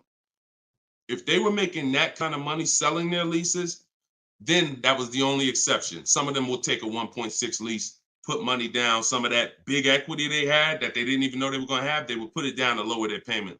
But that was the only exception back then. I never co-signed somebody doing it now. Okay? There we go. Gary, Gary, in my TikTok bio, are you on my email list? Send me an email. You want the whole, you just send me an email and we'll make sure we get you in. And that's a special price, and I'll get you the special price to join us. Okay. I don't know how, can we communicate on YouTube? I don't think we can. I think we can only communicate. If you follow me on any of the other platforms, Gary, YouTube, TikTok, Facebook, Instagram, they allow those direct messages and we'll be able to see you. Just send me a message and I'll get you I'll have the team find some special link to get you in at that price. All right. MSRP, Todd, is always the bottom line. Okay, this is a great question. Hold on. We'll pull another question up, but I want to do Todd's question he just asked right here. He said, do you include freight and handling in the MSRP calculations? That's a great question. Very common. Let me show you this. When you are looking at the MSRP, y'all, leases and purchases of brand new cars, used car purchasing is different. But when you're shopping, we're always shopping based on the MSRP. So let me show y'all this. I'm actually going to save a window sticker right now, and I'm going to bring it onto the show. Hold on. All right, so let me go here. Boom. Check this out. All right, here we go. Hold on. It's loading. Boom. All right, so here's a window sticker. Now, these numbers can be a little confusing. We want to go right there. Right there. Total MSRP is all we care about. Right there. Total MSRP. Because you do pay for destination to get the car from the factory to the dealership. That's included. Like that's we pay for that. So it's no problem. We need to know. You don't want to account for any of these numbers up here before the option. It's always the bottom line MSRP, total MSRP. Now, if you ever see an addendum next to a window sticker, you see a handwritten addendum or a typed addendum that takes this total MSRP and it gives some other stuff next to it, we pay no attention to that. And in my case, if you're using what I'm teaching you, you would never even be talking to that dealer about getting a quote until you got home. So even if you go, the only time we would actually even see that particular dealer, that particular window sticker, is if we showed up to test drive the car and that particular one that we test drove just so happened to have the addendum on it. That's the only time we'd even see it. Quite honestly. It's no way, it's not even something, because we never talk numbers in the dealer. Your leverage is at home. Everything I'm teaching you is your leverage is at home. You can talk to multiple people from home. You can get bids from home. You can put people against each other from home. You're in control from home. You lose all of that sitting down at a car salesman's desk and going back and forth one-on-one. You can see the whole market at home.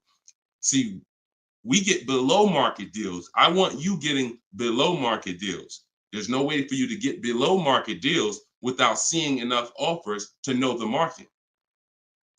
I can never sit down across the table from a car salesman and get a below market deal because I don't know what the market is. I only know what your price is. And every single one of your competitors is going to offer me a different price. Some higher, some lower, depending on who you are.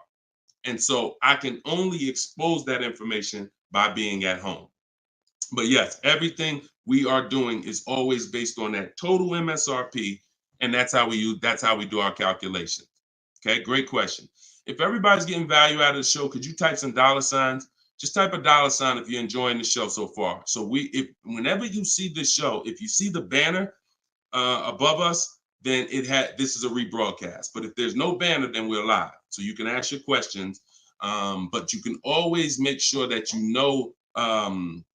I always want to make sure that you guys have access to the live shows so that you can use them. But even the rebroadcast, if you're sitting on watching the rebroadcast, you're going to get the same value pretty much as somebody here live, because somebody's going to ask the same question you had. I can almost guarantee it.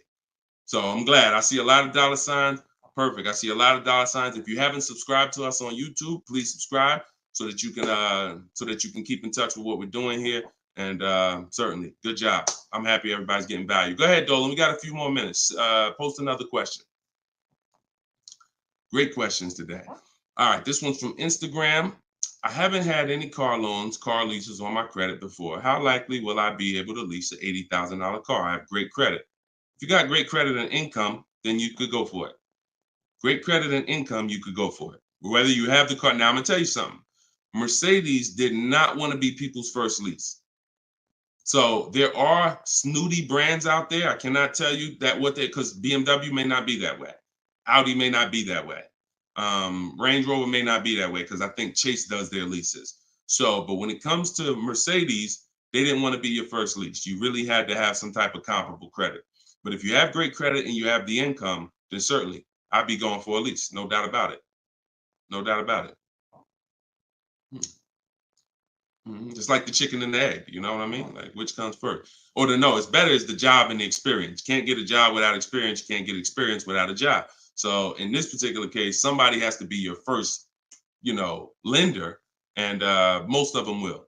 Yeah, most of them will. You know what I do too? One more thing. I have this in my book too. Just so y'all know, every little detail is not left out, because I've been doing this since 2006. I've heard every question, and I knew every question has a place. What I do, if I'm you, is before I even shop for a car, if I don't know for sure, even with great credit, if I could get approved, I would call and I'd ask for the finance manager, and I'd tell him my situation. And I say, hey, look, you know what? I got a 740 credit score. I make this a year. I never leased before, but what do you think? And if a Mercedes finance manager would tell you, nah, it's probably not going to work with Mercedes. But someone else would say, nah, that's fine. So that way you don't even waste your time getting all your offers just to find out that this is one of the snooty leasing companies. All right. All right, there we go. All right, shoot the next one up, Dolan.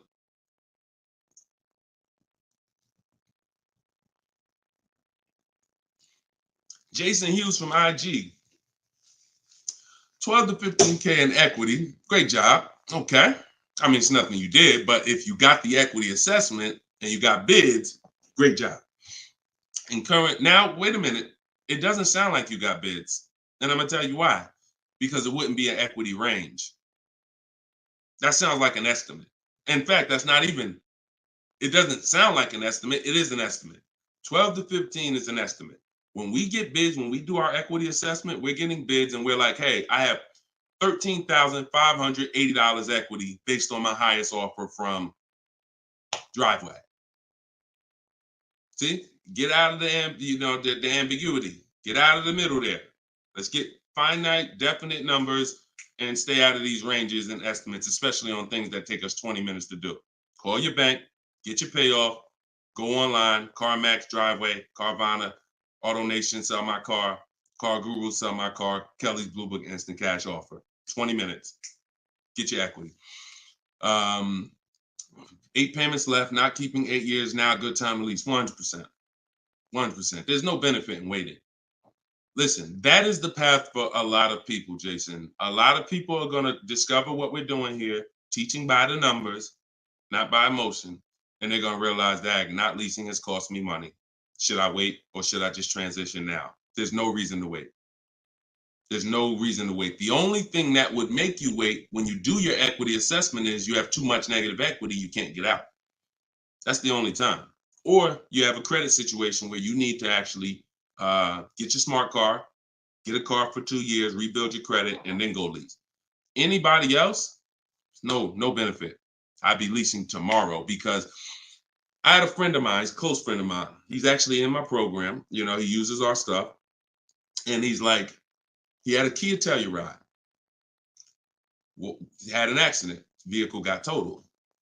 Now, he said, now I know the 8-year rule, Deshone. I'm going to lease this next one. He gets his bids. Last week, he leased the Kia Telluride for under $500 a month. The same vehicle that he was paying hundreds of dollars every month for. More. Hundreds of dollars more per month. I don't know what his payment was, but I know what a Kia Telluride costs to purchase. A $45,000 Kia Telluride to purchase with no money down is $800-900 a month. So he's literally under $5, no money down, when he was just paying hundreds more than that. So you're in the same situation. No point in waiting. Transition to a great value lease. Get your offers. You wish you could. You wish you would have did it sooner. All right. Go ahead. Next question, Dolan. Car brands will no longer offer V6. Buy the lease. Let me talk to this question on TikTok. Not right now. Get the next one. Go ahead, Dolan. Put the one you're going to put out. But get that question that this person just posted about car brands no longer offering V6s. Should he buy the lease? If you have one ready, though, put that one up. Deshone, will your book work for both lease and buy? Well, you know what? Let this person answer that for you because we just got this review. This book is outstanding. This is Barrett. And you can see all our reviews on goodreads.com. Must read, must have for anyone seeking to buy, lease, or even sell a car. It is presented in very professional, easy to follow, step-by-step manner that covers every situation. Every situation. Does your situation, Keith, fall under every? If so, we got you. Every situation from buying, leasing, with cash or credit, good or bad. Only thing that Barrett didn't put in there is used cars or new cars. That's in there too. So absolutely. So yes, I'll put the banner back up for all of you who are watching us on TV. You can you can scan the QR code here with your phone, with your camera, and you can get your book for 75% off, or you can go to deshonesbook.com. We have the link in the comments on Facebook or YouTube for you. And if you're on Instagram or TikTok, you can go to my bio, click that link, and then click the button for the 75% off and get your book for 75% off. You won't pay the normal $97. Okay? But yes. All right. I have a 2020 Nissan Sentra. This is Key. I don't want to butcher your name, so I won't try. But from YouTube, I have a 2020 Nissan Sentra. Had it for 2 years. My miles are 64,000 highway miles. Okay. I know I don't have equity. I was told don't trade it in. Would be a bad decision. It's true. We don't trade cars in. We get bids. So you need to find out what your equity position. See many of you are finding out right now how important the equity assessment is. Whenever you have a current car, equity assessment. So when you call your bank, get your payoff, then you go and you get the offers, you're either going to be in a positive equity position or a negative equity position. Now, if you're in a negative equity position, there's three solutions for negative equity. 2 of them lead to a car, 1 of them doesn't. First is you get all your offers and you can pay the difference because these are the highest offers. So whenever you are, the highest offers are these online bidders. They pay more than car dealers. In fact, 3 of them are car dealers that are bidding. So Kelly's Blue Book, Car Gurus, and AutoNation are car dealers bidding. CarMax, Driveway, Carvana are online marketplaces, used car marketplaces bidding. So you're getting a wide range of diverse offers from people who compete every day to buy cars. and they cut you a check right then and there. They do an hour. Both times I went to CarMax, me and my mother separately, we were out in an hour. I've had people who sold to Carvana, Kelly Blue Instant Cash Offer. They do their inspection. And then they bring you a check. So if you can pay, let's say you said you don't have equity. So if that's the case, then you may have negative equity, which means you might owe 30 and your highest offer is 28. Then I would come up with the 2,000 and I would pay the difference all day long because I'm still winning through a bid. My car's value is maximized through a bid. And if I don't get bids, I'm not maximizing my car's value. So now, second, when we can't pay the difference, then that means we must trade. This is the only scenario where we trade. Because you need now one part of the bidding strategy you can't do. So you're going to do the other part of the bidding strategy, which is now think about what car you want. Okay, I want a Toyota Camry. Now I'm going to get my bids. I'm going to get the lowest bid, the dealer that's going to sell me the car for the lowest amount, and then I'm going to purchase from them. But before I can purchase, now I need to bring my old car into the scenario and ask them, how much is my old car worth to you? Now that's the winning dealer. You need them to bring that loan because you need them to carry that negative equity you have and put it on top of your existing deal. So you cannot depend on, don't even think that they're going to pay the amounts you had over here. Oh, Driveway was offering me 29. Yeah, you could tell them that, but again, they're not going to be able to pay that. They can't beat all their competition on the bid and then beat all the online buyers on the bid. So that's why I say your first option is always to pay the difference. Because you can win with bids there, you maximize, and then you do a separate transaction, you can still keep them separate. But if you cannot get bid, if you can't pay the difference, your only option is you have to trade that car in, and then you're going to let the dealer who you buy the car from wrap the negative equity into the existing lease. It's hopefully it's a lease because there shouldn't be any reason you're trading that car unless you just want a lease. To buy another car, unless you're saying you're keeping it 8 years, which, like I said, most people, I've been doing this for years, they're going from a finance to a lease. Now, one more scenario. I told y'all it's 3 ways out of negative equity. One leads to no car. You have too much negative equity and you cannot put it on top of the actual deal because banks have loan to value ratios. So if you have $10,000 of negative equity, you can't just slap that on top of a $30,000 or $40,000 car. It's going to be too much unless you put money down. So you can't if you got some cash, you can make the deal happen, but you're not going to be able to do a no money down deal because you're looking to have the bank approve the car, the tax, the fees, which probably another $1,500, and 10 grand of negative equity. And then you want to find that's too much because the dealer has to go to the bank and say, we know this car is priced at 40, but we'd like you to lend this person 54. They're not going to do it. They might lend max 50.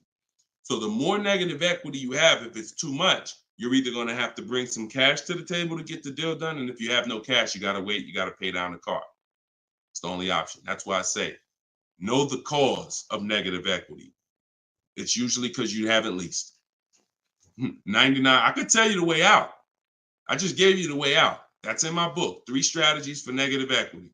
But when if you don't know the cause and you just turn around and get another purchase and you're not keeping it 8 years, you're going to be in negative equity again and again. And there's plenty of people, and some of you, it may be you, where you're like, dag, Deshone, that's me. Every time I go get a car, negative equity, negative equity, negative equity. It's like a vicious cycle. And the solution is you need to lease. What's causing that is you don't lease. So you're overpaying by thousands of dollars. All right. So listen, y'all, we will be back. We like to do these shows twice a day. If you're on my email list, you'll get the notification. We like to get through as many questions as possible, keep this around an hour, 15 minutes. And so all of you, appreciate you coming. If you want every single thing I teach in one spot in a step-by-step format, that's my new digital book. It's called Cars from Home, 7 Steps to Saving Time, Money, and Avoiding Dealerships. And you can get yours for 75% off in the comment section on YouTube. We got a comment section that's pinned, deshonsbook.com. Same thing on TikTok. I'm the same thing on Facebook. But if you're on Instagram or TikTok, it's in my bio. There's a website right in my bio. Click it and grab your 75% off. You'll get it for $24 instead of the normal $97. Now, if you went there and that timer started, then certainly get there before it hits zero, because once it hits zero, you have to pay the $97, which is still a great price. So my goal for this book is to be the most valuable book financially that you've ever gotten. That is my goal. So use it. Write me with your success stories. Show me your deals when you pick up your cars. Write me, email me, Deshone, just like Tiffany did. I want all of you emailing me your deals so that I can share them on the show. All right. So we'll be back. We'll be back with the next show. This was episode 9. Thank you for coming, and I will see y'all on the next show. God bless you.